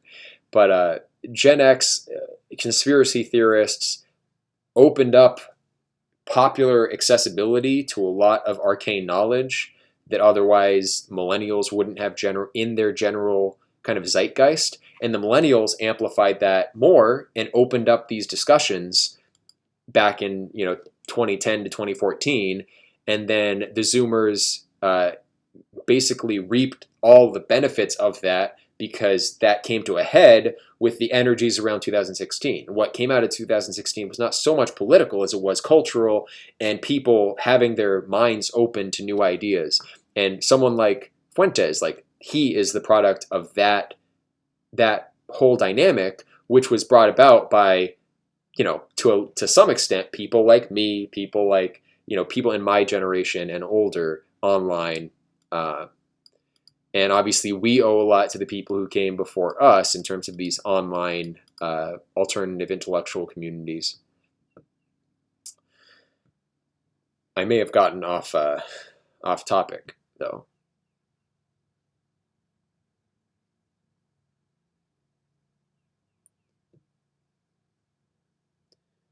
Let's see, Shadowfire. Is there any sense of Whitehead's process philosophy being of a similar potential metaphysics as Schopenhauer-Kastrup? I don't know enough about Whitehead's system. To me, it seems like the theory of time is ambiguous. Like, I'm technically a C theorist, but I usually tell people B theory because it's easier to understand. But I don't know. He seems like a temporal realist, like a theorist, and I don't understand ontological pluralism, how that's supposed to work. Chris Langan's idea of syndiphonesis seems to defeat that, but maybe like he's saying something that I'm not quite aware of at this stage when it comes to Whitehead. So I don't know. I do want to actually, I'd really like to talk to Keith Woods about Whitehead and see what his opinion is. Common sense philosophy. I'm saving up money right now to invest in the project. Well, that's good to hear. Crossing 2, what are we looking at here? Big wigs, again, sounds implausible unless the new system can spring from the current system's collapse. Yeah, that's the more likely outcome. I assume you're talking about my kind of rapid expansion, colonize new territories, gain some kind of competitive advantage position. And now, oh shoot. 1 second.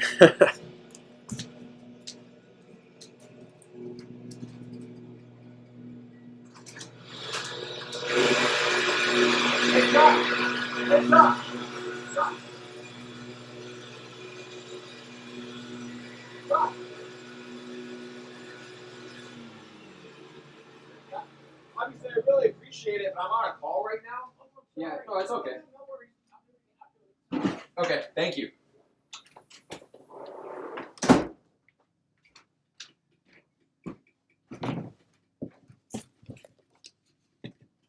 Okay. So I'm wearing my pajama pants right now, you saw. My neighbor is a really nice guy. He was mowing my lawn, but don't want him to at the moment.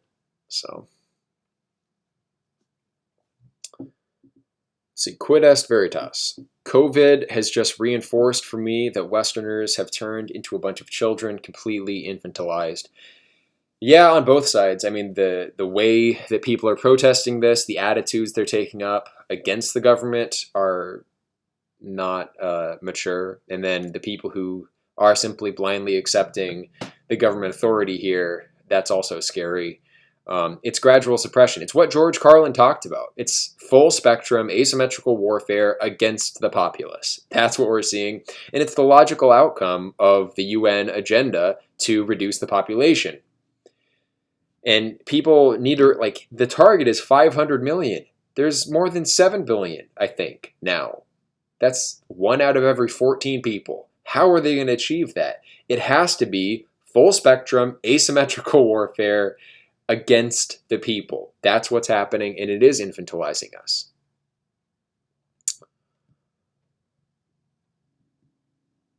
Quid est veritas. I'm pretty much done with the online right after Ramsey and the others' hot takes. I have not followed Ramsey Paul for a while, so I don't know what he was talking about.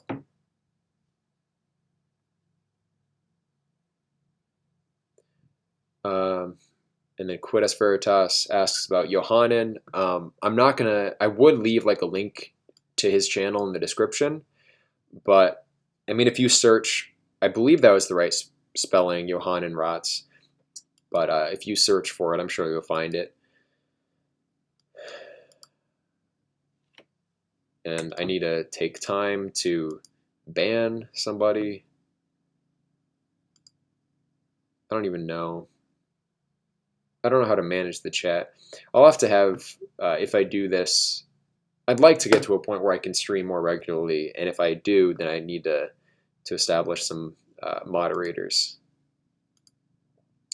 Here, I'm going to mod Common Sense Philosophy in case he wants to be helpful. Okay, so I guess the caller was low volume, but mostly they just asked questions, so hopefully that came through well enough.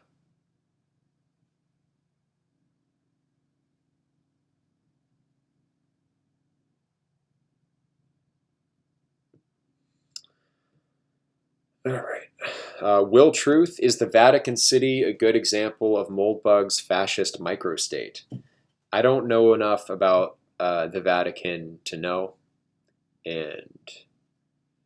but probably. I know the Vatican had big financial problems up until like the 20s, when they hired somebody and they got big into investment.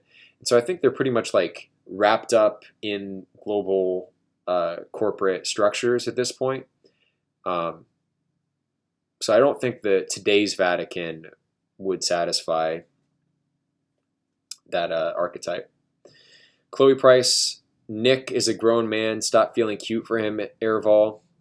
I think, I don't know. I think he's a good guy. I think he wants the best. And he is dishonest in some ways.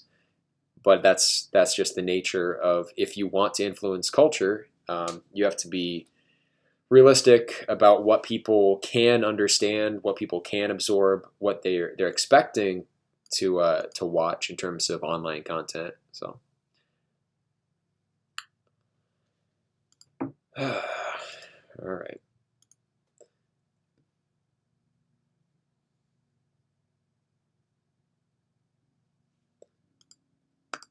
So I'm trying to ban somebody else, but I'm not sure if it's not letting me at the moment.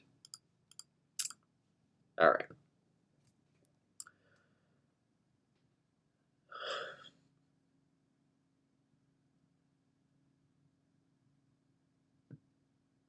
Big wigs to the gibbets. Does Airval really believe in angels? Yeah, angels and demons.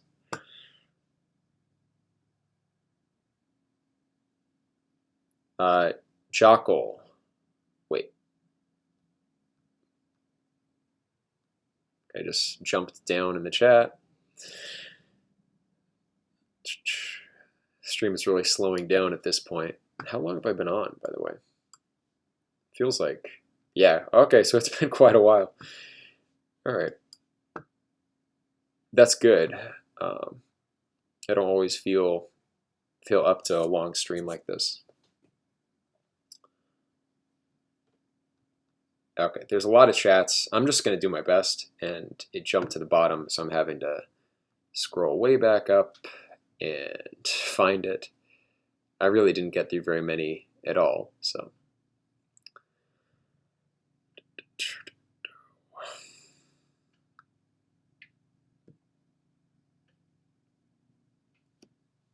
Yeah, Jockle, Bernardo Kastrup is great. Have some of his videos pinned on my channel. Yep, and I didn't know about him until like last week, and now I'm finding that he has basically my same view. And I came to, and I'll make a few videos like outlining the basic philosophy I'm talking about. The simplest book, I just happen to have this on my desk, the simplest book to outline something close to my philosophy, and I mean it, it's like this is very, very, very simple, but it's not philosophically argued in any way. It's just outlining the system of Advaita Vedanta, Shankara's The Crest Jewel of Discrimination. That's a good one. I would check that out. But I'll probably summarize Advaita Vedanta at some point, and then summarize Kastrup's views, and then argue for the same conclusions from my own kind of a priori rationalist perspective. But I think it can be done in terms of like a scientific hypothesis as well, and the same conclusions are accessible. So.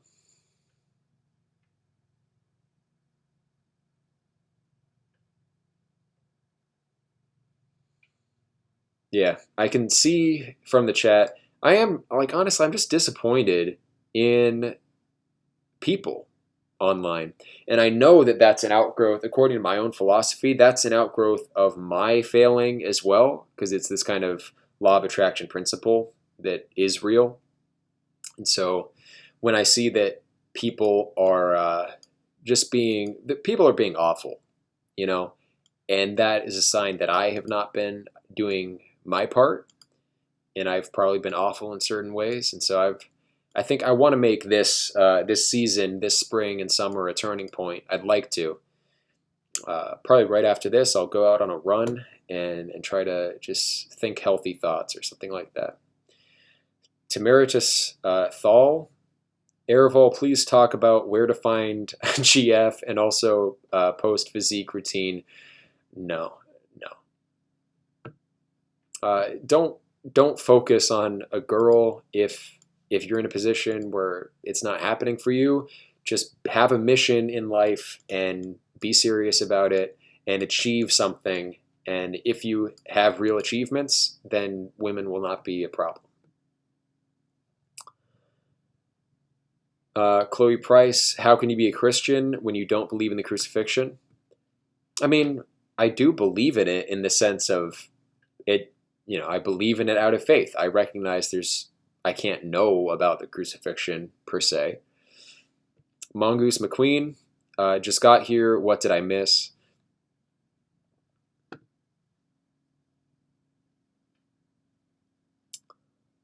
Temeritus Thal, to the gibbets. Okay, people are just, I can't follow all of this stuff. Scroll. Mongoose McQueen, when you get Pure Academy IRL, will we pay you in Bill Gates' Mark of the Beast cryptocurrency? Also, what are your thoughts on raw milk? I would drink raw milk if I had access to it. And about payment, I can't say anything about that. Will Truth, Nat Sock solution, making everyone an overseer is the best. I'd have to hear that expanded on.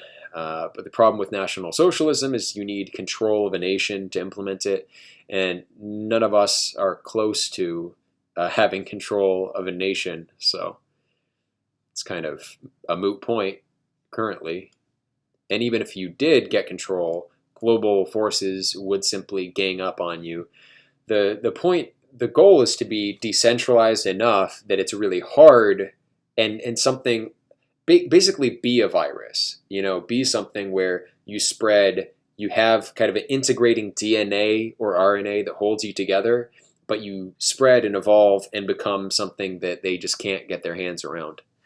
That's probably the only way.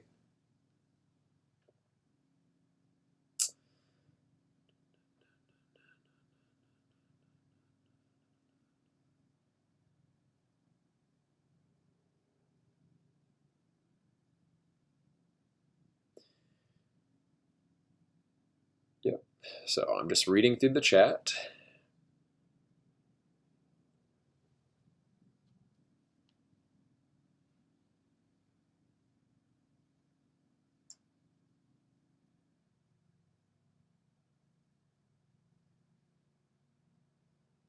Yeah, sorry for the dead air, but there's a lot of chats that are not really something that I would address.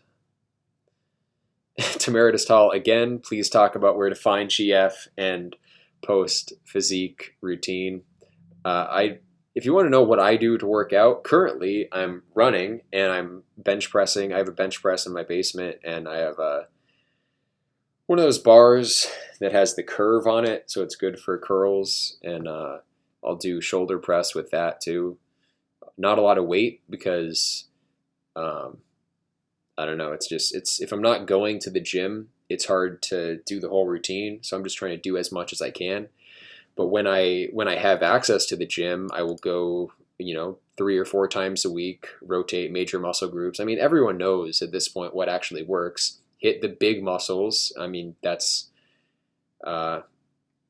obviously squats, bench, and deadlift are the foundation of everything else. And then work in, different things. Spend some time in front of the mirror, not to be vain, but to look at your muscle structure and see where your weaknesses are. Focus on your posture. If you can correct your posture and you're really worried about your physical situation, that's going to do more for you than beginning to go to the gym 3 times a week and not doing things with good form. Correcting your posture can help you actually lift weight and look better, and also it'll help you get a girlfriend as well.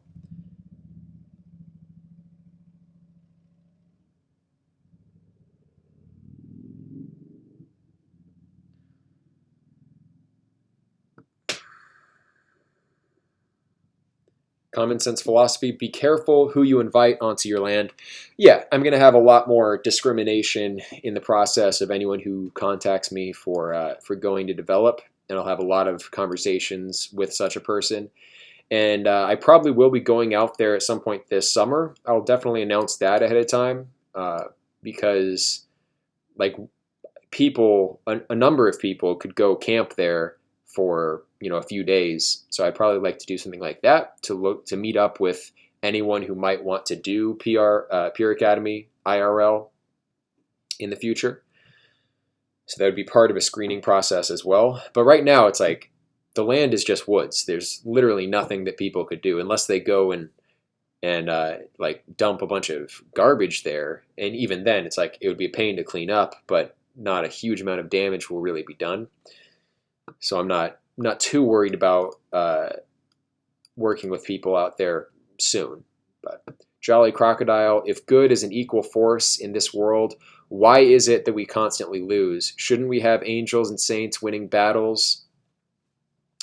Well, good is not an equal force in this world. And I think there are better worlds and worse worlds. And I think the fact that evolutionary dynamics are so salient in this world is just evidence that it's not a world that has been constructed intelligently by good forces.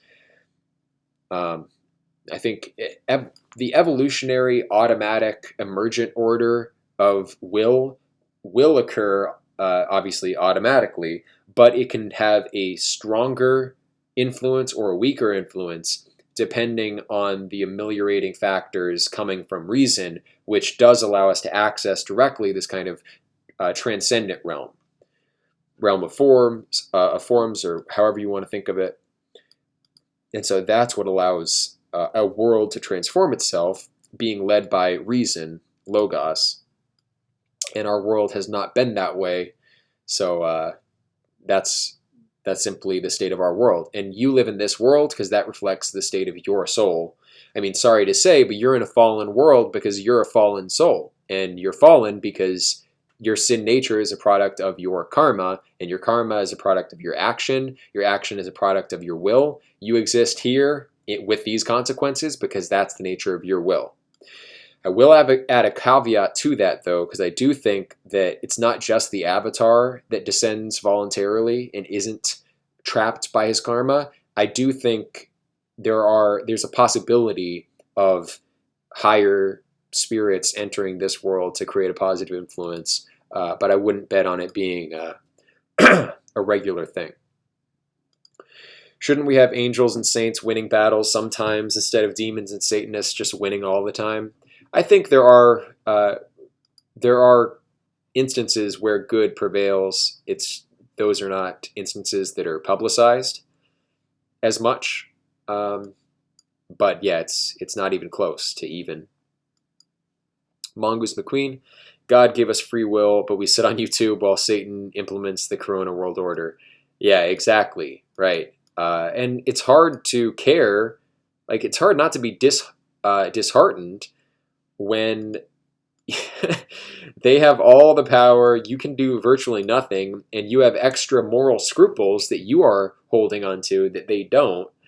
And so you feel like your hands are tied, like it's a thankless task to even care about trying to improve the world. And so, yeah, the morale problem is probably higher than on the priority list than a lot of others. And the way to address that morale issue is to change the way you're living. That it all points back to the same thing. Pythagoras was right. You got to go and actually live it, put the skin in the game, and test the model, and get off these online spaces because it's not good enough.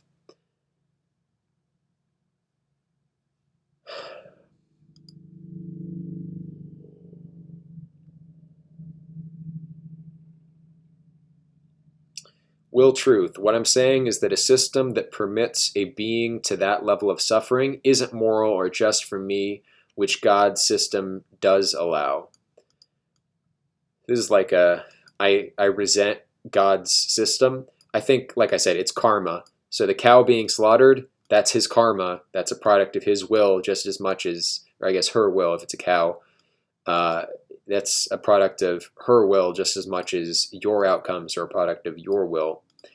And I'm simplifying the idea of karma to be a result of past action, when really past action is a result karmically of present state of will. But that would be, I've explained that concept before, but like if you don't like the way the world is, blame yourself. Don't blame God, blame yourself. And if you want the esoteric side of that, ultimately it's the same thing at the deepest level. And I'm just going to expand on that because it was a way of thinking of it that I kind of want to test out. The idea is that your theory of reality has to model what your self is in relation to reality. Automatically, the most parsimonious solution will be that the foundation of yourself is at the same time the foundation of reality. And so if you dig deep enough in your soul, you will find, as in Hinduism, the Atman, which is Brahman, which is ultimate reality not differentiated and incoherent, like ours ends up being. But ultimately, it's a projection out of that base, and the corruption happens with desire, the application of desire. And so even the desire to see a different order, the resentment against the kind of negative desire or aversion to the current order is itself the source of your suffering. That's the problem with the antinatalists. Very technically speaking, I am an antinatalist, but I don't advocate for antinatalism because most people are not at that stage. I mean, unless you're a priest, a monk, like one of the really sattvic types, you should not be practicing antinatalism. You should be having a good family and contributing to the good in the world. So it's not like an absolute antinatalism, absolute pessimism. There's, I think, an ultimate kind of truth to it, but it's not the whole point. GSP, isn't neoliberalism the appropriate default ideology for such diverse societies? Yeah, I was making that point before. My whole strategy does not have to fight the system that exists, right? John Stuart Mill's arguments for liberalism are part of what I'm using here. And people like Moldbug, the idea of the patchwork, that is compatible with liberalism. What you do within each microstate can be illiberal, but the whole paradigm of liberalism inherently allows for its successor to arise.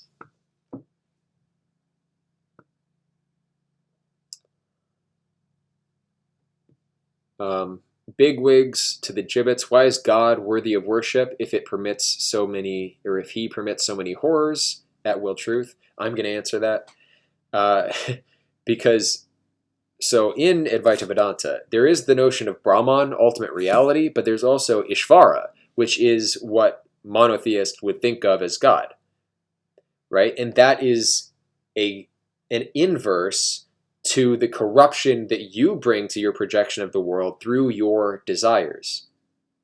As a corollary to that, so there's like your desire that you bring to the table and the lack of, because you can see how desiring one thing will automatically result in a loss of holistic integration, right? You're looking at a set of things, you focus on one because you're attracted to it, suddenly there's a loss of information from the other components of the system. That loss of information is a loss of integration in terms of the global system. That results in this kind of fallen state. Desire is the cause of suffering.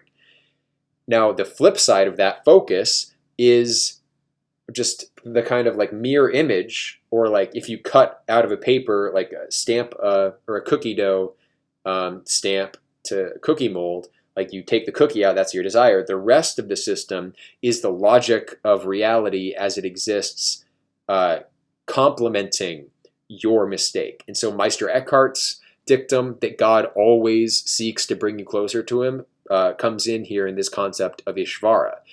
That's the God that we ought to be thinking of. Most people are not ready to think about Brahman. You shouldn't. You should think about God in very Abrahamic terms, and you should worship him. The horrors you need to recognize are a result of our free will, not in the way the Christians have generally thought about it theologically, because I think the theology is just dated, right? We need a scientific theology. But you can go all the way to fundamental physics to justify this view, and I will go more in that direction as the channel progresses. Hopefully that can clear up some doubts that people may have about the concept of God.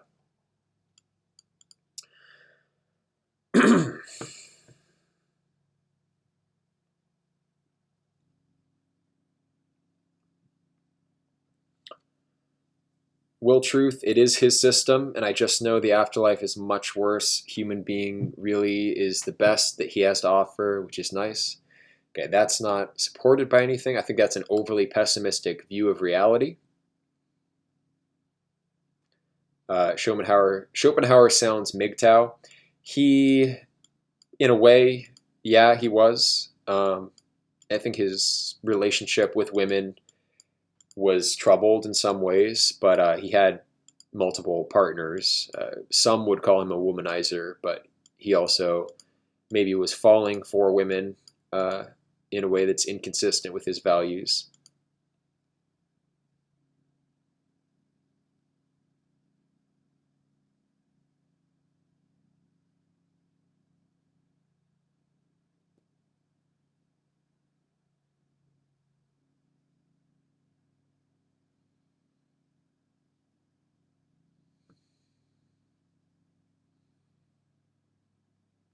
Okay, so some people commented that I was uh, being rude to my neighbor for telling him to stop mowing the lawn. Well, I mean, I was going to end the stream then, or ask him not to mow at that moment. So I don't think he minds.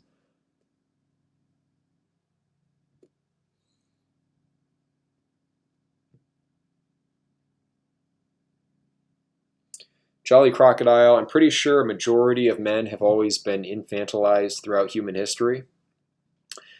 Yeah, I mean, that's civilization by and large. You have to find a way of pacifying the male population. So I agree. Aor Manrick. Ken followed my online. Okay, someone thinks that Ken is a stalker. He's not. Something's going on there. A lot of badly intentioned or badly motivated people, and also just not totally realistic people have entered the scene recently on Discord and elsewhere. So I got to figure out a way of handling that, unfortunately. Another hazard of trying to make things work on the internet.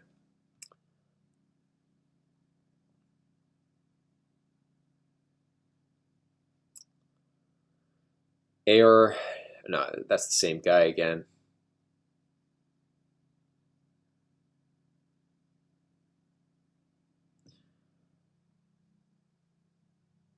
Okay.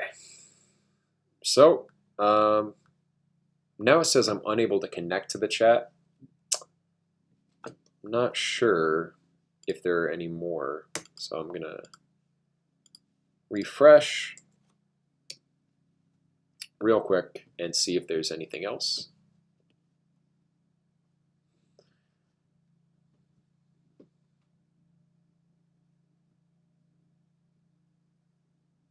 Okay, yeah, actually there's a bunch of more stuff. So I will stick around because I have nowhere to go at the moment. My wife and kids went to my in-laws, social distancing. They're having like an outdoor meeting, so they're doing everything correctly. But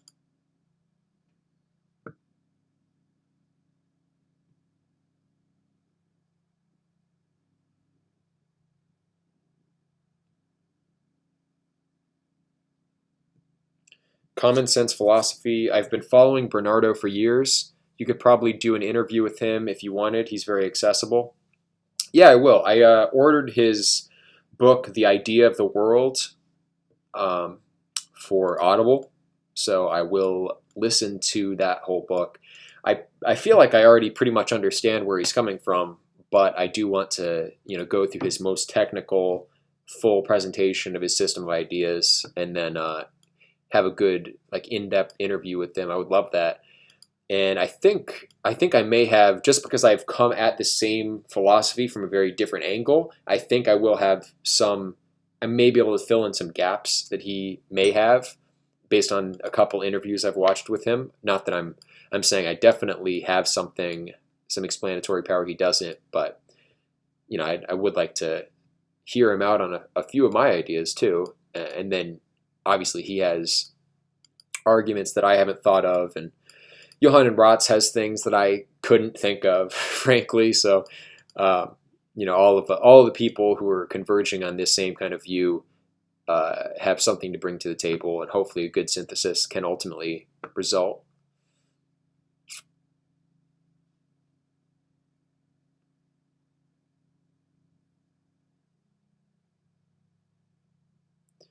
Svet, what is your opinion of the Kalergi plan and the idea of a homogenized world race being ruled over by a small genetic elite? I mean, it's happening. Kalergi didn't invent it, but it's an ancient strategy. It's the same as the Babylonian exile. Like, why do you move people around from their homelands? Why do you mix people up? So they're rootless. Evola talks about this. I mean, it's like, that's it's a pretty basic point at this stage. I don't know if it's going to be like a permanent goal to homogenize like one race, or if they're going to eventually start differentiating. They're opportunists. They're pragmatists in a certain way, and so if it calls for it, having like a North Korea ethno-state out there to do some globalist bidding unwittingly or in some kind of covert way, then it's not like they won't employ that. Nationalist forces, they always play both sides. People have to, Chinese characters, people have to be collectively minded and willing to submit to other men that they at least accept the authority of institutions that retain their ability to govern after World War II. U.S. institutions self-demoed. Yeah, that's a good point. I mean, people want authoritarianism, ironically. Like, my support, and it's not a full support of liberalism, but I see that we shouldn't be fighting against liberalism. We should be using the best aspects of it to pragmatically achieve the kinds of social circumstances that we want aesthetically and morally and for other reasons. But regardless, like my kind of tentative support of liberalism is against the fashion of the majority in these circles. And so most people want to go more authoritarian, but then when it comes to, okay, so in that vein, do you want to support me on this project that I'm doing? Do you want to work with me? Oh, no, I want to do my own thing. It's like people are temperamentally libertarian, ideologically authoritarian, and it's inconsistent. I don't like the inconsistency of that. And I think people should submit to people who are clearly at a different level than themselves. And like, if you think you can lead people, say, I'm willing to lead you, and here's the way, and show the way, and start moving. And if you're not there, then find somebody that you agree with. It doesn't have to be me. Could be, Asha Logos, or whatever is the channel name. He has like a collaborative project going. I have not looked into that. I probably should have to see what he's doing. He operates at definitely a less scientific and more like narrative-rich level, more of a mythological level than I do, so I don't know if our communication styles would be compatible. But yeah, when people put out projects, if you're not leading a project, join a project. Not every project, focus your energies. But if you're not supporting somebody, then what are you doing? You're really just kind of finding a source of escapism. Maldoror, the fact that all life is a constant cycle of need is awful. Yeah, I mean, that's pessimism. I agree with this sentiment, but the resentment about it is part of the source of the awfulness of it. And if you could live detached in a way that you gave up your desires, you would be better off for it, and that's what you ought to pursue. It's not like meritorious to focus on how bad everything is. Right? There's a play written by someone who was inspired by Schopenhauer's philosophy in like the 1880s. And the main character has this kind of ethical pessimist position, but he's like a cheerful person because he has no illusions about the world. He accepts that it's kind of hideous, and so if you can live detached from being invested in your desires, then you'll be better off for it.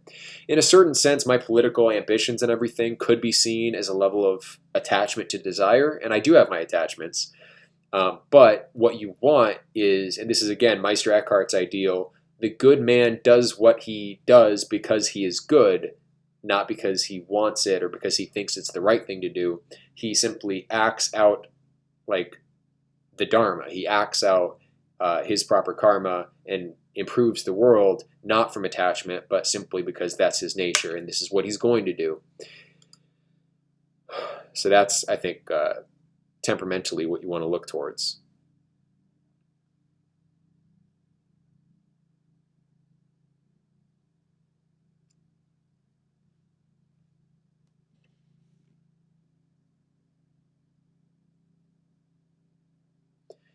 Temeritus Thal, yeah, no, I don't have problem getting girlfriend. I need help finding girlfriend. You see? No, I don't. Like what? As far as where good women are, I don't. I think you're gonna have to go to where high status uh, men are and compete in those territories. So like medical school, law school, like places like that is where you'll find like really high quality women. Outside of that, uh, it's going to be tough.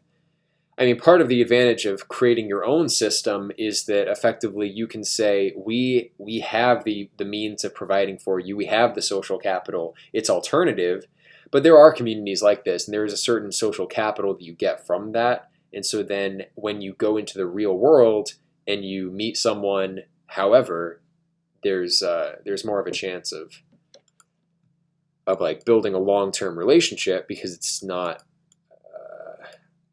you're not playing the same game as everyone else who's in the dating scene. You're setting yourself apart somehow. And I think there's enough women who do appreciate that and who do want to like escape the toxins of the modern urban lifestyle. I think deep down most women probably do. And they are intuitive and they understand like what's good for them at a certain level. But you just have to lead by example and live a better life, and I think everything else will follow from that. Chinese characters, all this stuff about MK Ultra and all these weird Anglo social control schemes basically fundamentally poisoned Western institutions, eroding their authority and ability to govern. Eastern societies have been influenced by those same forces. In many cases, it's just much more explicit. The propaganda, social conditioning. I mean, the way that what Eastern countries were able to respond to the virus was one example of the level of social control that Eastern societies have exerted. And it's not always this kind of formalistic, explicit, like, we have this power because it offers you this benefit. A lot of it is PSYOP type, MK Ultra-esque tactics.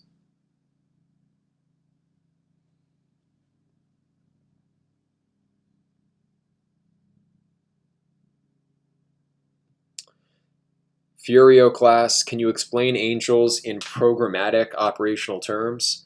Well, I mean, it depends on how you define it, but basically, I think there are good reasons to support the idea that essentially the universe is infinite.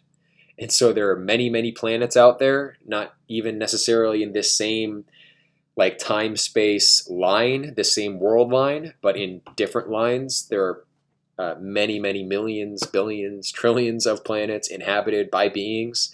And some of those worlds will be worlds where people followed reason and societies were built that were evolutionary pressures started to reward the beings that were the most rational. And this would basically, in a way, be what the New Agers would talk about in this kind of plane of vibration, transcending to the next level, a higher state of vibration. I would use the vibration metaphorically there, but I think that's basically what those heavens have achieved. And so an angel is simply an inhabitant of a heaven, and a heaven is simply a planet that, or other kind of living situation. I can't really speculate, but a world in which reason simply won out. Those beings, those sentient beings, would be angels. And they would, like people here, have some of their past lives would be in angelic worlds. And so fallen angels. I mean, if you take the Bible literally, the Nephilim were the product of angels mating with human women. How is that possible? The angels must have had sperm. They must have been essentially biological creatures.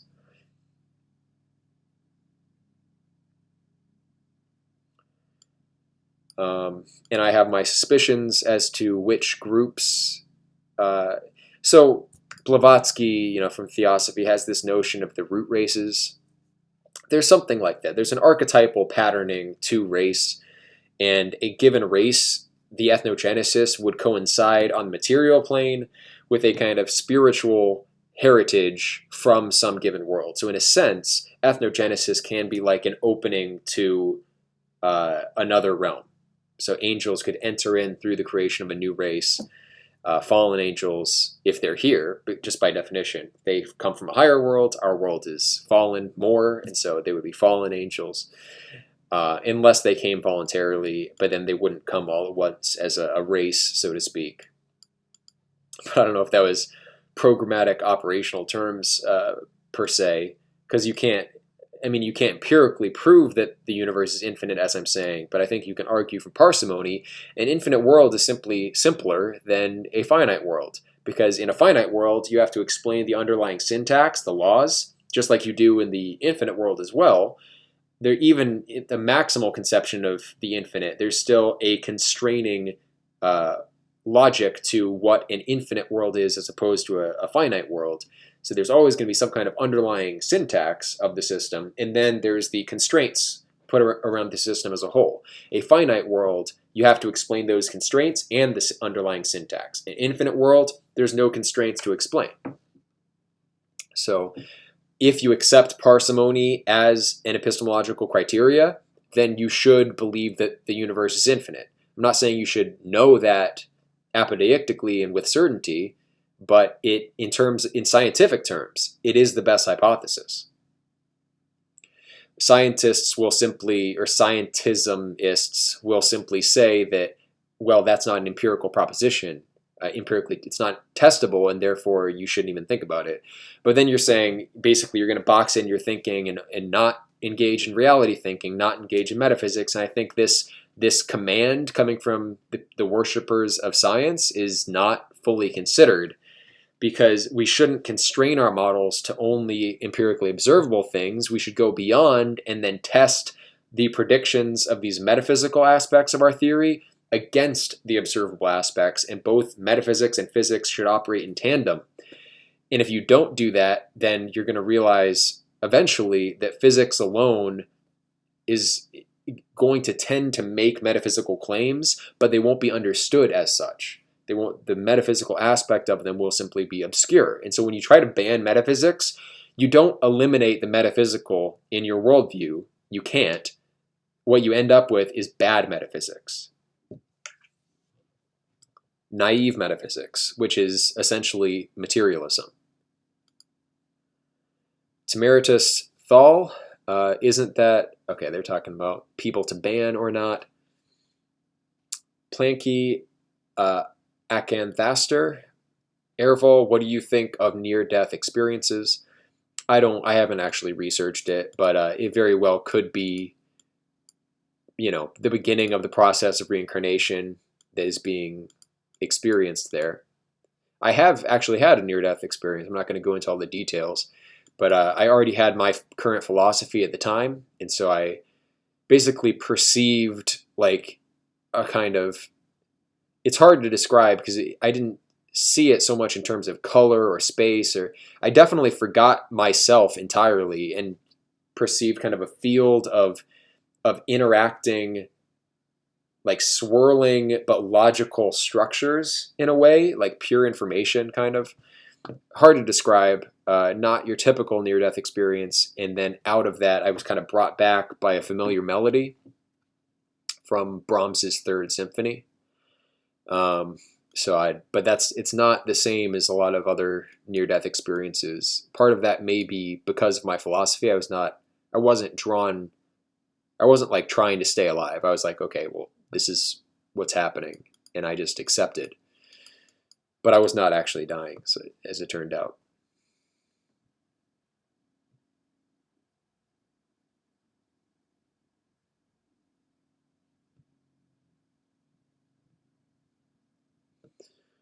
I don't know so much about diets and if they boost cognitive function or not. That would be one benefit for me of community. You could have, people who focus on the diet and getting the best food for everybody. Because on your own, it's like with a family working. I mean, I work 50 hours a week. Not currently during the pandemic. My hours, I still work, but my hours have been reduced. But I work 50 hours a week. I like have to do family things. I have to do YouTube things. It's like, how could you possibly also, on top of all of that, get the best possible diet for yourself? It's not like I couldn't necessarily afford it. And we eat healthy enough, but I like the amount of research I would have to do to even find out what I ought to be eating. All right, so my family's getting back now, and I will get through as many of these as I can before they actually come in. But then I'm gonna go. So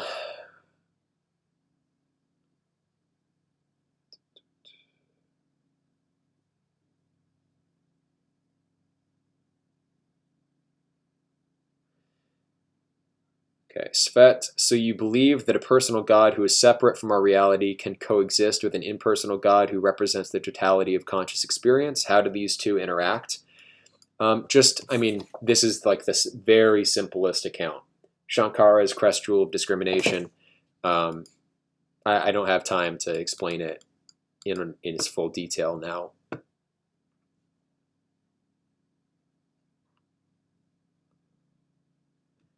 The Forest Rebel. Have you ever read Bernard Stiegler? His trilogy of Technics and Time seems up your alley as regards a fusion of rational pragmatic instrumentalism and the ontological reality of will.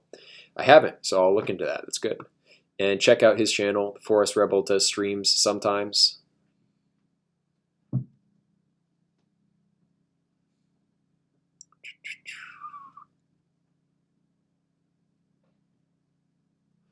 Agency is stored in the balls. Have you considered an investment mechanism for people who want to help establish a community like you speak of but can't move there? I mean, part of that, yeah, we try to work together on the land. Eventually, I ended up just buying on my own because I was bringing the majority of the funds anyway, and people were being a little bit slow on. I set some deadlines via email, and they were not met, and so I instead of trying to work through all of the hassle of the extra contracts and stuff that are involved with multiple parties, I just went ahead and said, okay, I'm going to buy on my own. But the investment at this point, I mean, mostly what I need is people out there working, and I plan on like paying for a lot of stuff myself. But if people wanted to donate, I have my Patreon, so that's. I don't know. I don't like thinking about the money side. I should probably get somebody to focus on that eventually if these plans do actually come to fruition.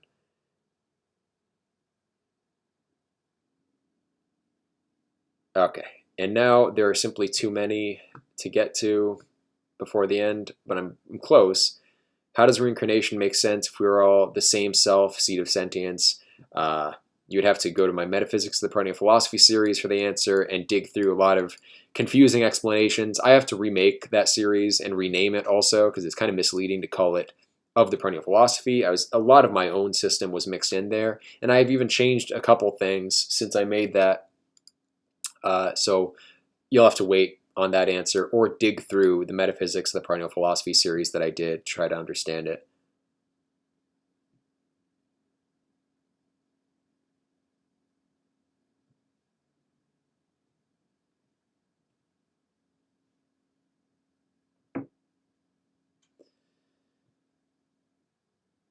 All right. Svet, are there spiritual reasons for practicing vegetarianism? I think actually yes, but it depends on your body type. If you're like me and you're mesomorphic, like you're kind of built strong, even if I don't work out, I have broad shoulders and a reasonably proportioned upper body. I shouldn't be a vegetarian, I think, by constitution. You might say I'm wrong about that, but the Hindus, the Kshatriya, do actually eat meat, as far as I'm aware, because that's their caste, that's their role. But if you're built thin, I think you're probably adapted to it as long as you're careful about the nutrition. And morally, yeah, you should. I was vegetarian for a year, and I noticed that I was kind of calmer overall, and so that's conducive to a lot of spiritual goals. But sometimes action is necessary. But that will have to be it for this stream. Again, I might have to take it down entirely because somebody jumped on and made death threats in the Discord. Very unfortunate, but if I can edit those sections out, I may do this as well. Thank you guys for listening, and I plan on doing a Discord chat next Saturday. We'll try to get back to weekly Discord chats next Saturday at 10 a.m. Eastern Standard Time. I will announce that in my Discord, my regular Discord as well. But again, thanks for showing up, you guys. Have a good rest of your day.